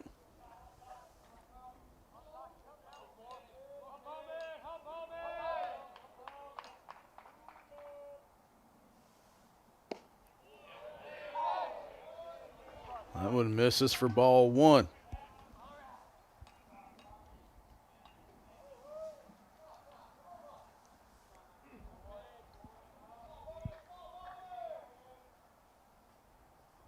Breaking ball is a nice pitch by Sato, and the count is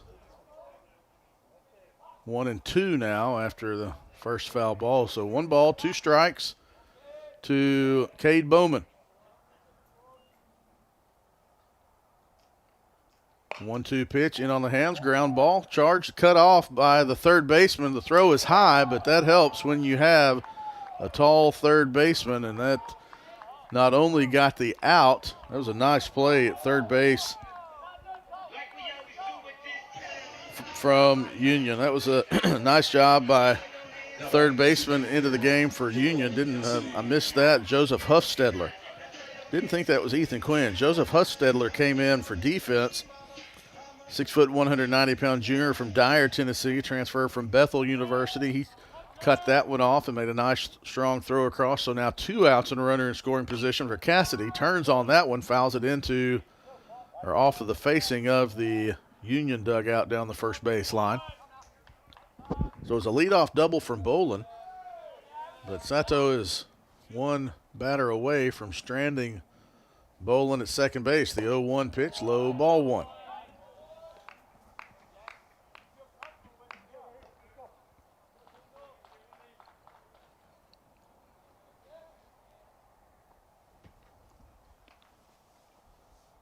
One.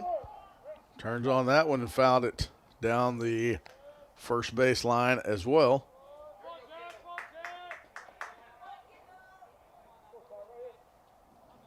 Cassidy with 2 doubles to left center field. This third hit of the game would cut into this lead. The 1-2 pitch almost hit Cassidy. He kind of wishes it had.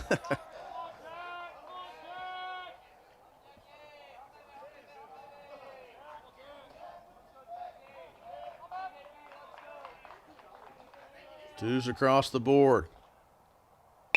It's a shot right at the shortstop, Eli Gibson. No, they did. They moved Quinn over to shortstop, so I missed they didn't catch the defensive substitution. They moved Quinn to shortstop. I saw the number 4 on the back of the jersey, made the catch. So the Tigers do get a runner on. It was a leadoff double from Bolin, but they strand him there, and it's still 5-2 as we head to the 8th inning after this timeout. I've heard people say Ouachita. Wichita. Achita. Ouachita. Is it pronounced Ouachita? Searching for Ouachita Baptist University. Back in Texas, everybody pronounces it Wichita, but really, it's Washita. Washita. Washita. How would you pronounce it? Washita. Washita. It's Ouachita Baptist University. Get it right. It's Washita, people. It's Washita. Washita. Visit the Washita campus store for all your Tiger apparel, merchandise, and gifts.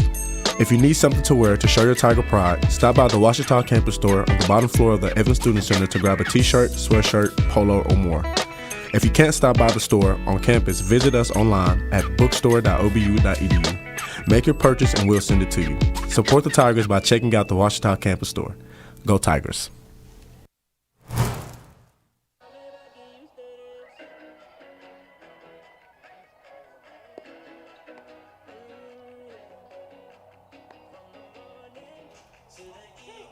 Braden Tucker out for the 8th inning for the Tigers. Washita does have a pitcher warming up in the pen. Try to read you that number if we can see it. The purple numbers on the black uniforms with white outline are not that easy to see from this distance. The bullpens are down the outfield lines. The back of the fence, 330 feet away.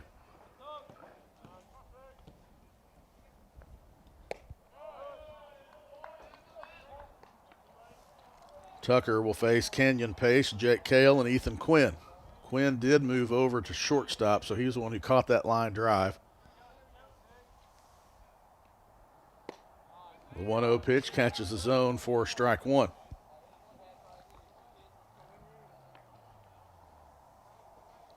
Tigers trail by 3 in the top of the 8th. 1-1 count to Kenyon Pace. Swing and a miss, strike 2.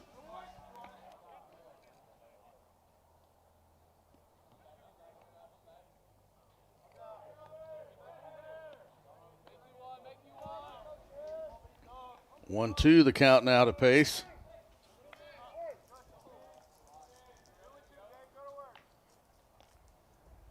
Swing and a miss, and Tucker gets him whiffing on that breaking ball. Left fielder, Jake Cale.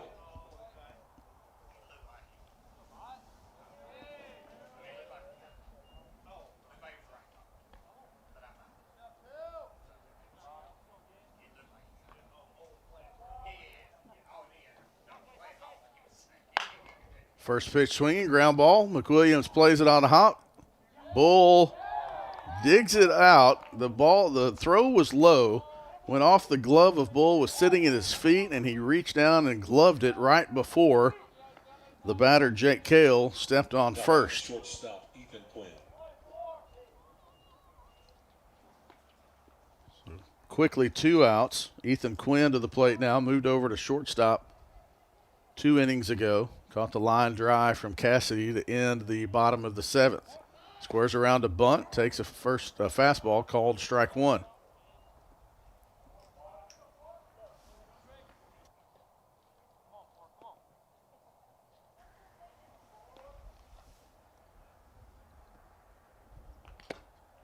That breaking ball got Quinn with a big swing, caught just enough of it to go off the shoulder pad of Bolin and or the umpire. So Tucker quickly ahead in the count, 0-2.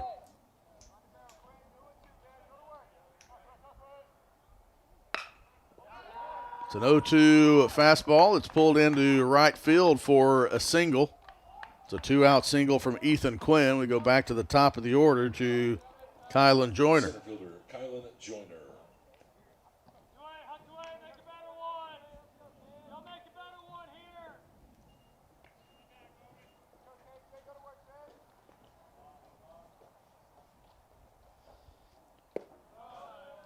First pitch to Joyner is low.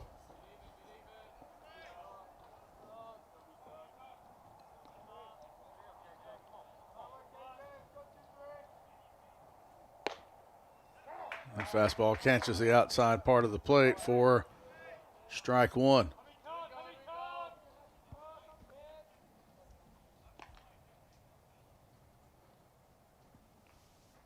Tigers have 6 outs to work with to try to get something going. That 1-1 pitch is a breaking ball. Comes back in the zone for strike two.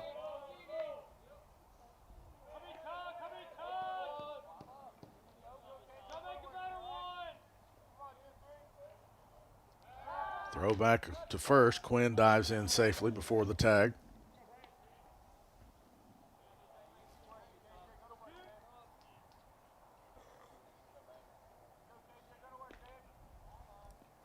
The 1-2. Breaking ball in the dirt. Joyner held up as the runner was going. Quinn steals second.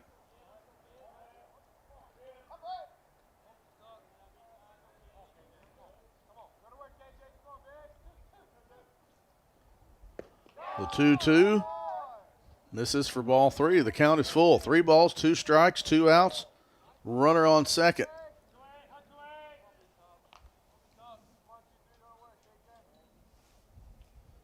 The 3-2 pitch outside, ball 4. 2-out walk.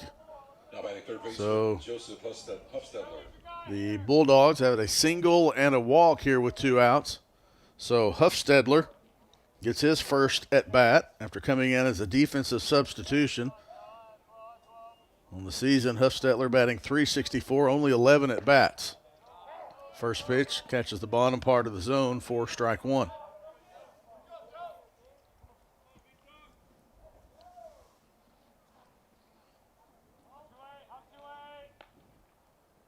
The 0-1, swing and a miss, strike two. Again, 2 strikes on the batter. Tucker's been able to get to that point. Quinn had an 0-2 single with 2 outs. Joyner drew a full count walk. So the 0-2, can Tucker finish him? Breaking ball is low. Nice job by Huffstedler of holding off of that one. It's been as high as 56 and sunny today. Now, as we get later into the late afternoon, as the 1-2 pitch comes, swing and a miss. Boland's going to have to make the throw down to Bull. Ooh, low throw, but Bull does make the catch down at first, and Tucker retires the side via the strikeout. It's chilly in Arkadelphia. Tiger bats are going to have to warm up if they want to get back in this one and come away with a non-conference victory against Union. 5-2 Bulldogs as we head to the bottom of the 8th after this.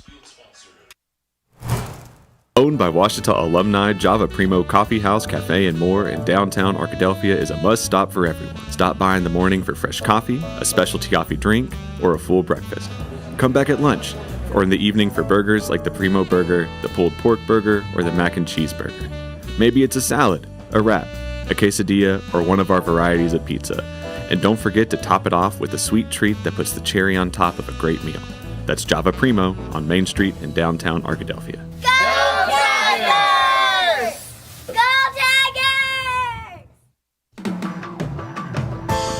At Berry and Turnage, we specialize in bringing the law to your corner. We are dedicated to understanding what results you want and to helping you understand what actions we can take on your behalf. With over 30 years of experience and a proven track record of success, Berry and Turnage is here to lead you down a path to the results you need. We will work with you every step of the way to make sure that you understand the choices you are making and feel empowered to make them. Berry and Turnage. Serious injuries require serious attorneys. Batting for the Tigers, third baseman. Octavio Mendeville lead off the 8th.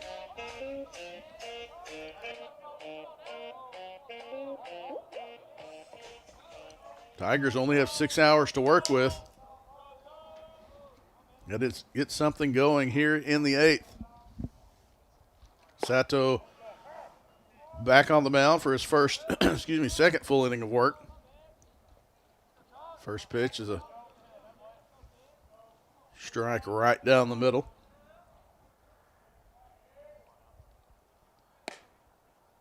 And this is upstairs. Be Mendeville Cole Bedwell on deck. Presley Nichols in the hole. Those three scheduled to bat. 1-1 pitch misses outside, ball 2.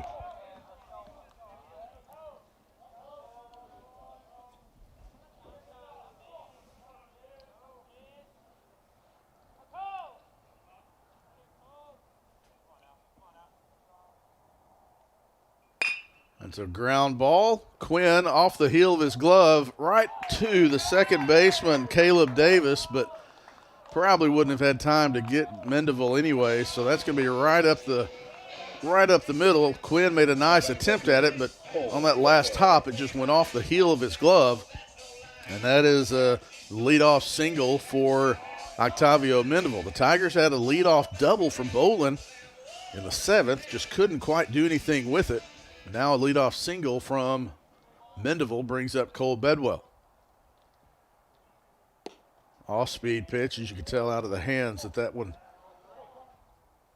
was going to break, and Bedwell let it go low and outside.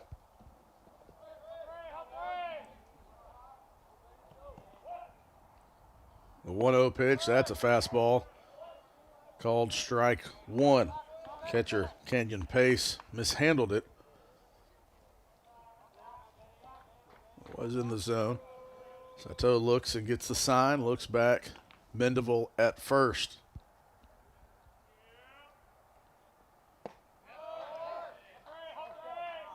Fooled Bedwell on that one. The count is 1-2. Cole Bedwell looking to get a second straight single to start this bottom of the 8th. Lots of room in left center field. That one got away from him just a little bit, and Mendeville advances to second. So now runner in scoring position.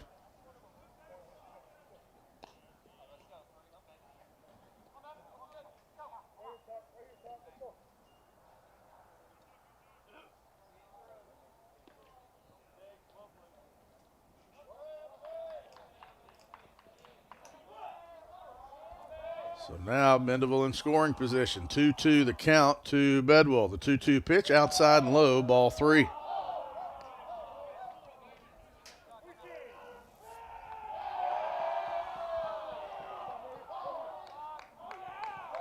Full count to Bedwell. Swing and a miss, strike 3. Sato comes back with the fastball and gets it by Bedwell, and that'll bring up Nichols. Now batting right fielder, Presley Nichols.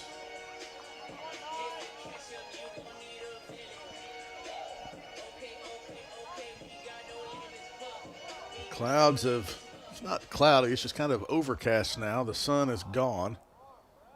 It is starting to get a little bit chillier than it was earlier. Earlier, you saw on the screen it was 56 and sunny. Not the case now. A little overcast and probably low 50s. Wind still blowing in from center field. Flag waving in right center field directly at us. The 0-1 pitch coming to Nichols with Mendeville at second. Inside, gets away. Read from Mendeville. The throw is not going to be made. That was a nice read by Mendeville in the dirt. Also a catcher for this Tiger team, so he has a read and knowledge of what that's going to do. Natural grass surface here at Rab Rogers Field, except for the batter's area and the apron. Those are turf. 1-1 to Nichols. Catches the outside part of the zone for strike 2.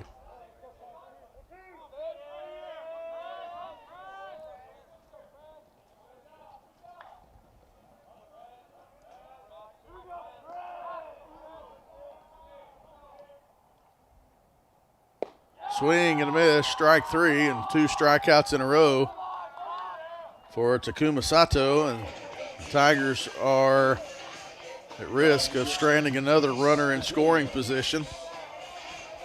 Be up to Reese McWilliams. Does have a single today. Single right now would be big just to get the Tigers something across the board and keep it a little bit less as of right now. You'd have to get in the 9th.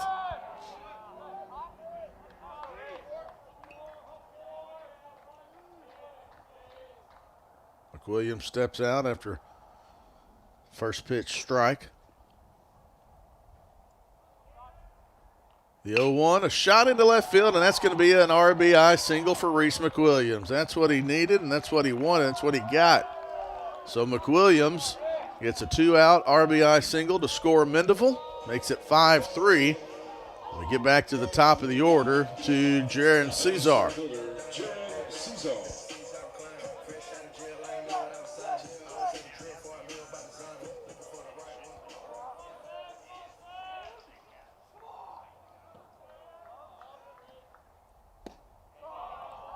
First pitch fastball is low. Errors can get you.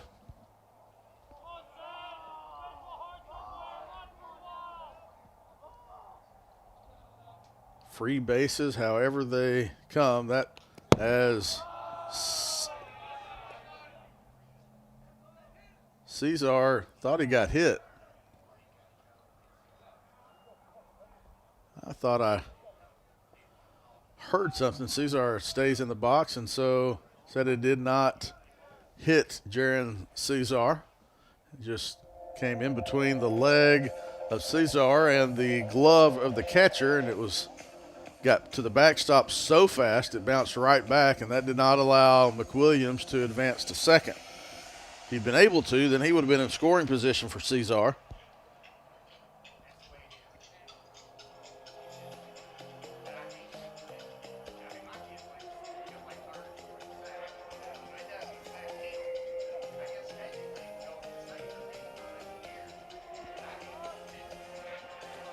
Head coach Casey McGee makes his way back to the dugout after bringing his infield in to the mound. Third baseman Huffstetler plays even with the bag. Cesar squares around a bunt, pulls it back. The fastball is high in the zone for strike one. Cesar can slap it the other way, and he could put it in the right spot and go between third and short. Huffstetler and Quinn, seen that before. The 2-1 pitch misses for ball three.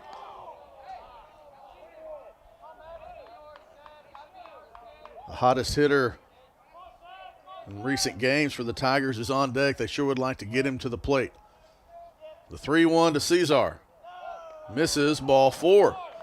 So Boland does come to the plate with a runner in scoring position. Two runners on. And Boland will takes him a second, has to get the shin guards off. There is a pitcher warming up in the Union bullpen. Looked like he's trying to get hot. He is throwing off the rubber from the stretch. Get pitches in. Boland steps to the box. See if Union calls time. No, it looks like it's going to be Sato's batter, Joseph Boland, with McWilliams on second. Boland takes a first pitch, just barely misses, ball one.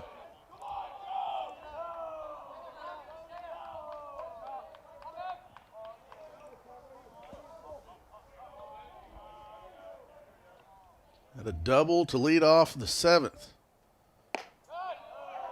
That 1-0 pitch catches the outer corner of the box for strike one.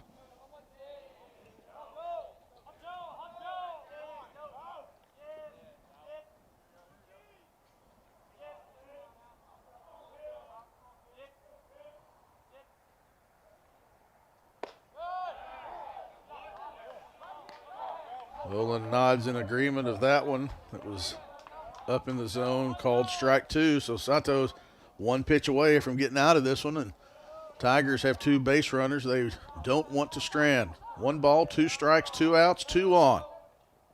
Breaking ball just missed upstairs. It fooled Boland.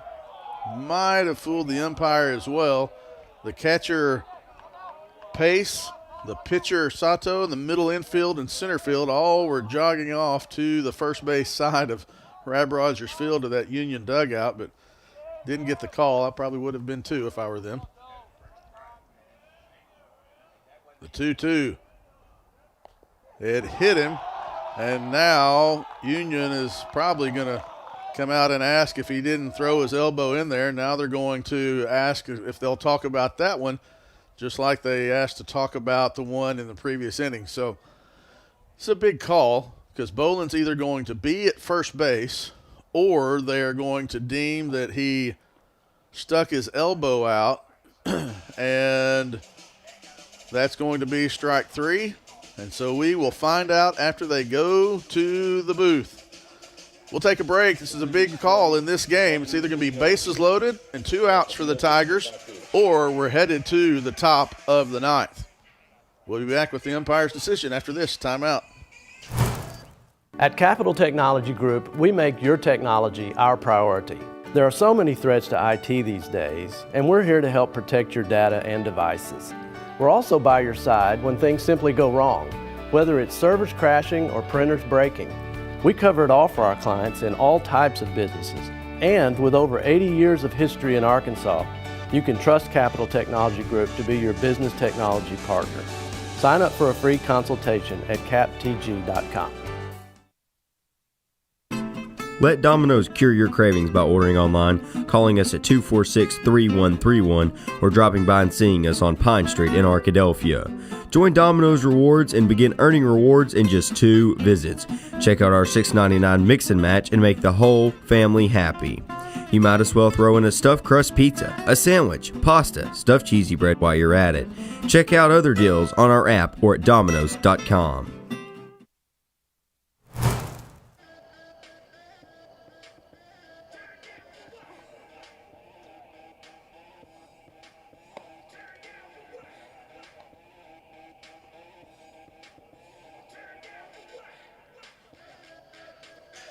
Still awaiting the umpires to, make their call again.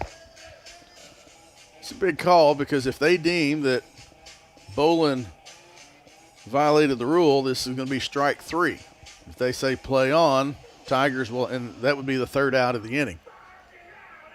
If they say play on, I believe it will be hit by pitch, and we'll have bases loaded with 2 outs and David Bull coming to the plate.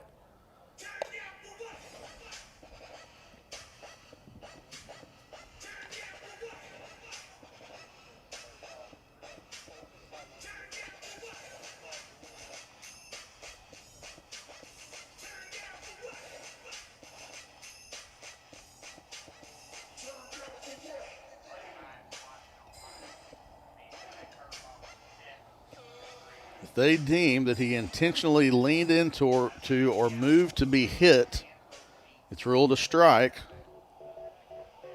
rather than a hit by pitch. So, and that would be the 3rd strike of the inning. So the umpires have made their way back, coming through the gate.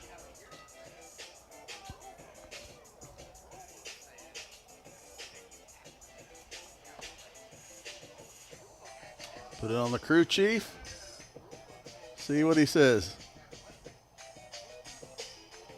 Yep, they said he's out. They said that Joseph Boland, goodness gracious. I was just telling the guys that I've seen that rule get some teams, and that is a terrible, terrible.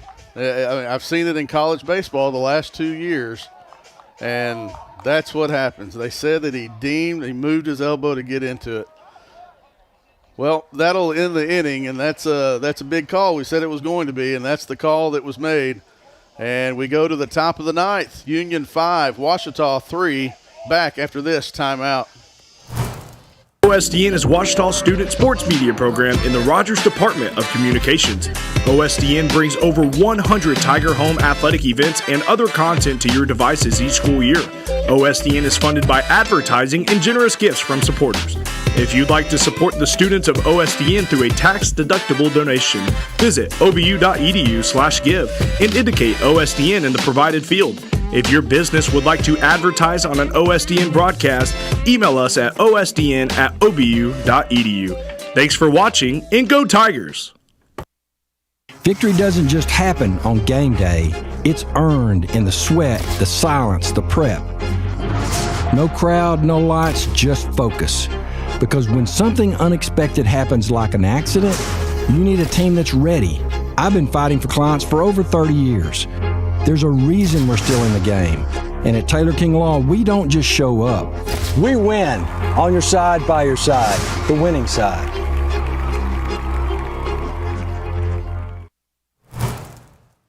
Back to Rap Rogers Field, where you go to the review, and if there's a rule, they're going to find it. We went back and watched it, and it did not look like Bolin moved his elbow. Did he have to get out of the way? But regardless, I've seen too many college baseball games where that rule has just crippled teams. And sometimes you have a correct application of a bad rule. Sometimes you have incorrect application of a bad rule. But regardless, it doesn't matter because that's what the call was made. They deemed that Bolin leaned into the pitch. You can scrub back on the YouTube because you're going to see, you can scrub it back and watch it like we did. And again, that's not what they are watching in the review booth. They're watching the Aware system that has the different cameras than what you saw. So that shot was not what you saw. But I've seen that way too much in college baseball. Coach Luke Howard was not happy, as he probably wouldn't be. The umpire let him go for a while and didn't say anything and said, let's play. So here we are in the top of the 9th inning. Now I think the third base umpire was given a warning. Rightly so. I think Coach Howard was trying to get something in that between innings, but nothing. Here we are at the top of the 9th inning. New pitcher for Ouachita is Jarrett Wagner. First pitch is a foul ball. Mendeville not to the warning track yet, but makes the catch for the first out of the inning. Jarrett Wagner is the new pitcher for Ouachita, the 6'2", 190-pound freshman from Gunter, Texas. The lefty comes in.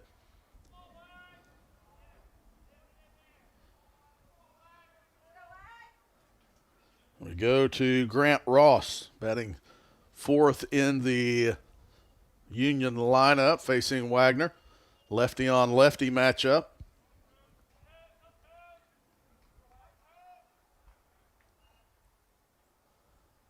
I think the frustrating part when you go back, that was a ball, and I think in hearing Coach Howard say that rule bails a pitcher out because it wasn't going to be a strike, and I think that's most people's frustration with that rule. I guess it's in its third year by now.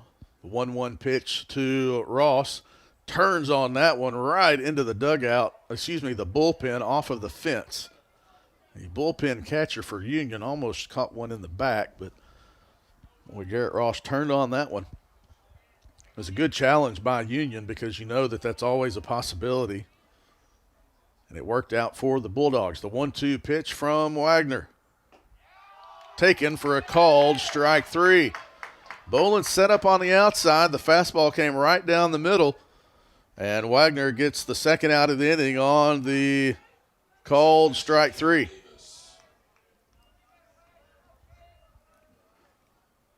Caleb Davis to the plate.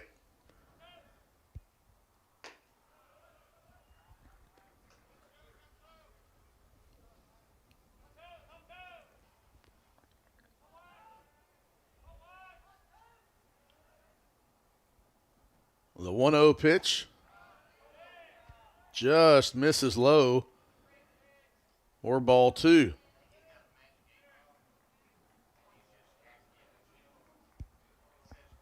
The fans are trying to figure out the strike zone as well, as that one is called a strike.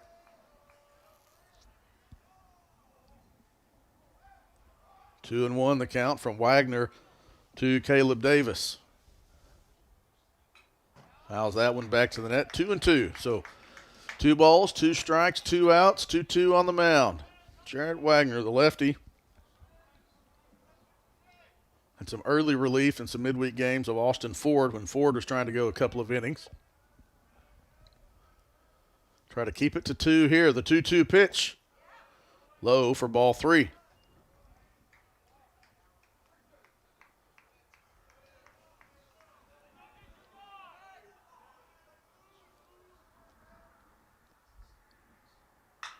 Ground ball over the bag.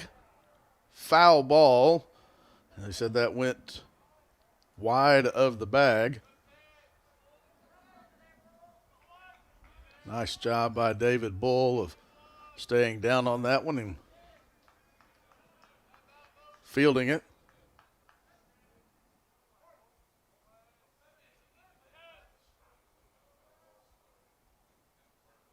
Full count, 3-2. That's a 3-2 leader into right field, and so it's a 3 full count, 2-out base hit. Looks like there's a new right fielder. Looks like that's Gabe Sipes in right field for Ouachita.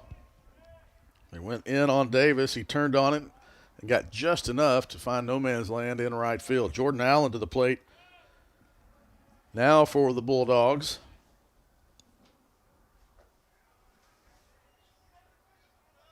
Wagner's first pitch is out of the zone for ball 1.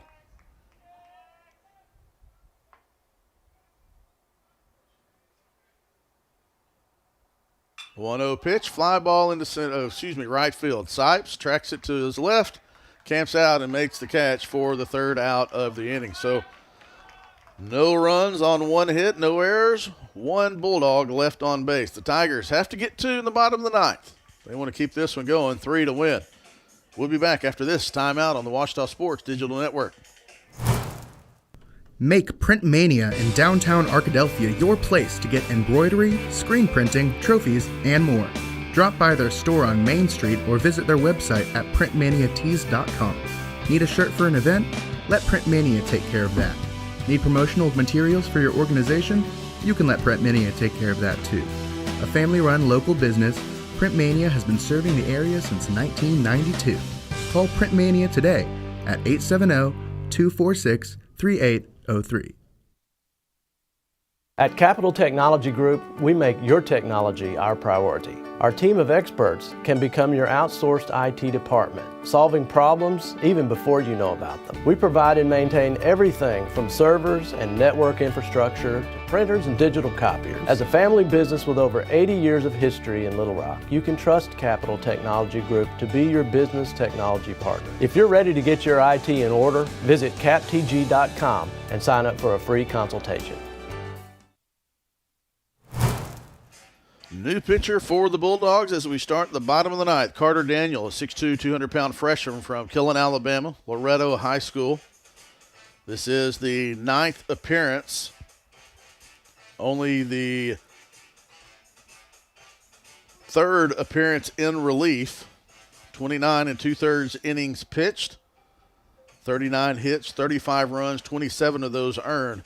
He's walked 19 and struck out 28, and he is tasked with trying to get the save of this one as Union leads 5-3. Ouachita will have 3, 4, 5. David Bull, Cade Bowman, Kendall Cassidy. Those are the batters scheduled to come to the plate against Carter Daniel. First pitch, fastball taken for a called strike 1.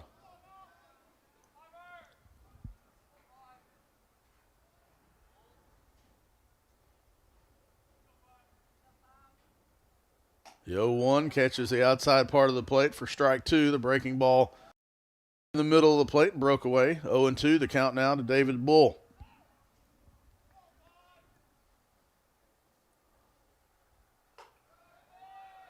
Leaves that one up.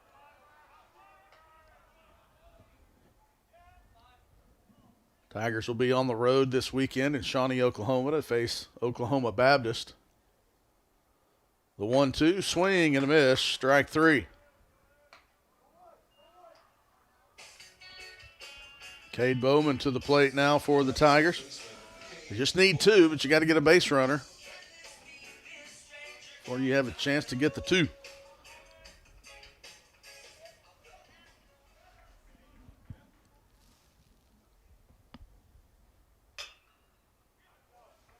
Tapper down the third base line and foul.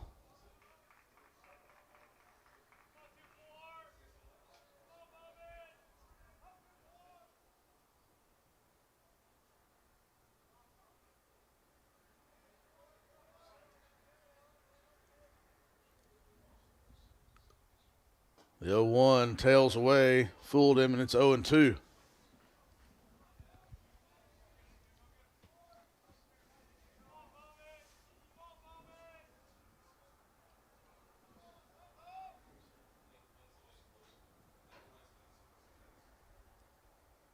The 0-2 pitch upstairs. Again, the 0-2, second time the 0-2 pitch is run upstairs for ball 1.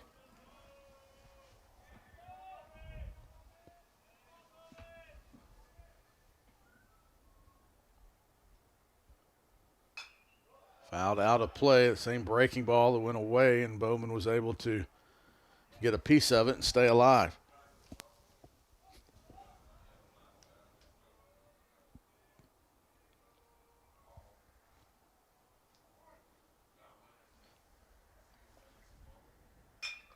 Shot into right field. Is that going to get down? It is. It gets down. The dive is not made successfully. That ball's going to the wall, and Cade Bowman's going to get all the way to third base. It is a one-out triple for Cade Bowman as the right fielder for Union. Elijah Ramsey made a diving attempt at the ball, but couldn't come up with it out of your screen. Gets to the corner, and Bowman gets on base to bring the tying run to the plate in the form of Kendall Cassidy. Nobody throwing in the Union bullpen. This is Carter Daniels to finish. Cassidy with 2 doubles already today. Takes the first pitch he sees for a called strike 1. Cassidy is the tying run. Octavio Mendeville on deck. 0-1, misses, ball 1.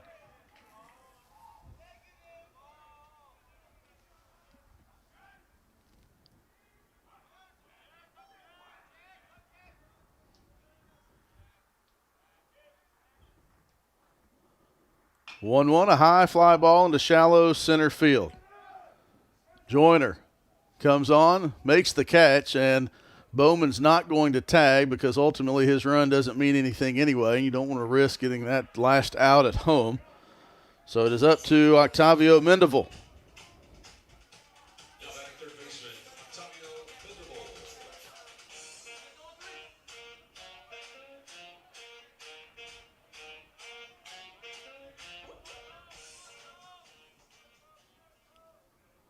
Mendeville now the tying run, but also 2 outs is the last chance. Got to get it to the next guy. That one's outside, ball 1. Bedwell on deck for the Tigers. 5 runs on 11 hits, 2 errors for Union. 3 runs on 9 hits, 1 error for the Tigers. The 1-0 overthrew that one, 2-0.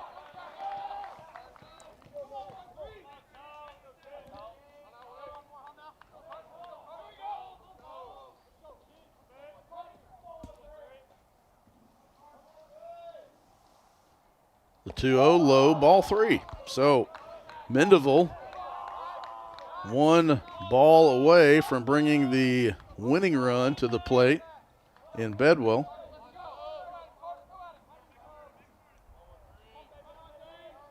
Tigers need base runners, and Mendeville could be one here. The 3-0 pitch, outside.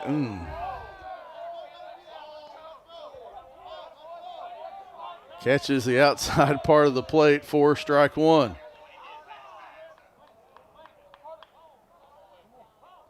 The 3-1.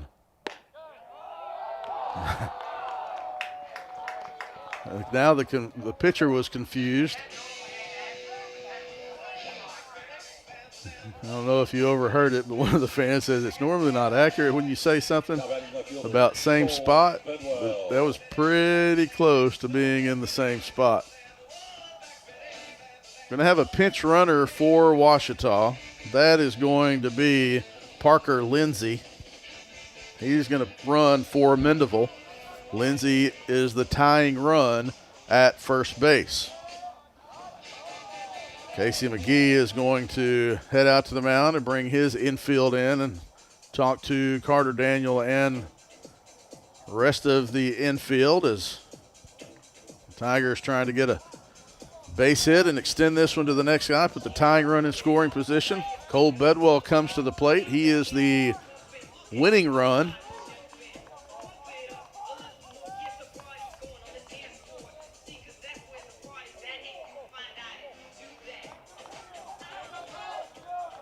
Steps in against Daniel.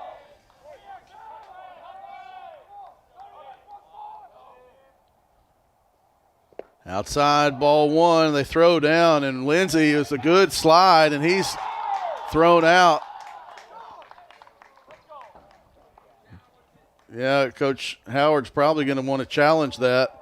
Parker Lindsay said that he slid to the back of the bag, and so they're going to be a challenge. They're going to make Union stay, and so the two who are not involved in the call will go look at this one, and the game will either be over or we'll have two runners in scoring position. The ball definitely beat Parker Lindsay. Was his slide to the back of the bag enough to avoid the tag? Now here's the silliness of some of this. That Carter Daniel is going to try to go talk to his teammates, but the umpire said, no, you have to stay in the dirt circle. Now he is going to throw a couple.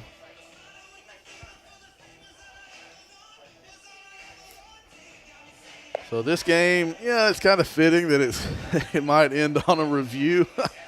This is the third of the day. Now, both of those have gone.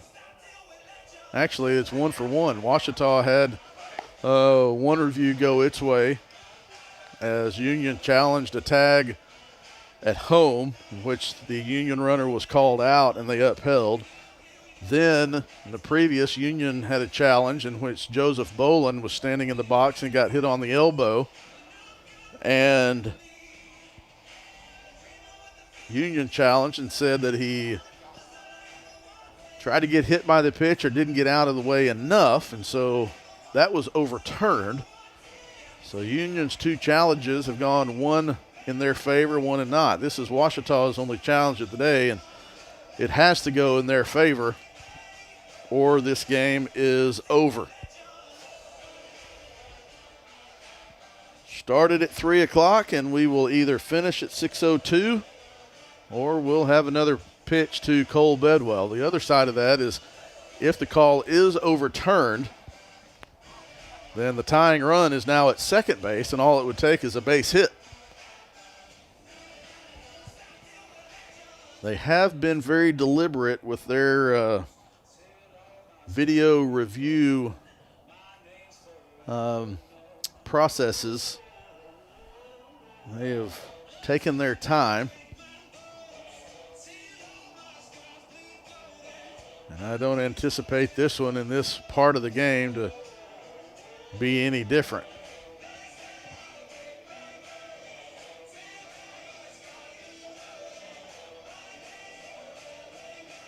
Again, Union on the road this weekend at West Florida.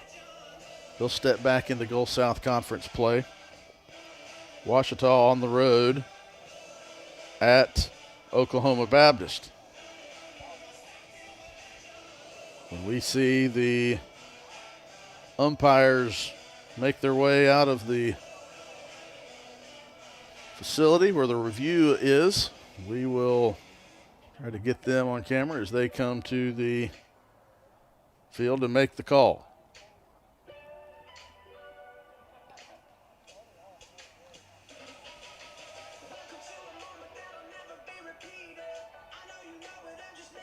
Got to pull up, let's go to the schedule for the Great American Conference today.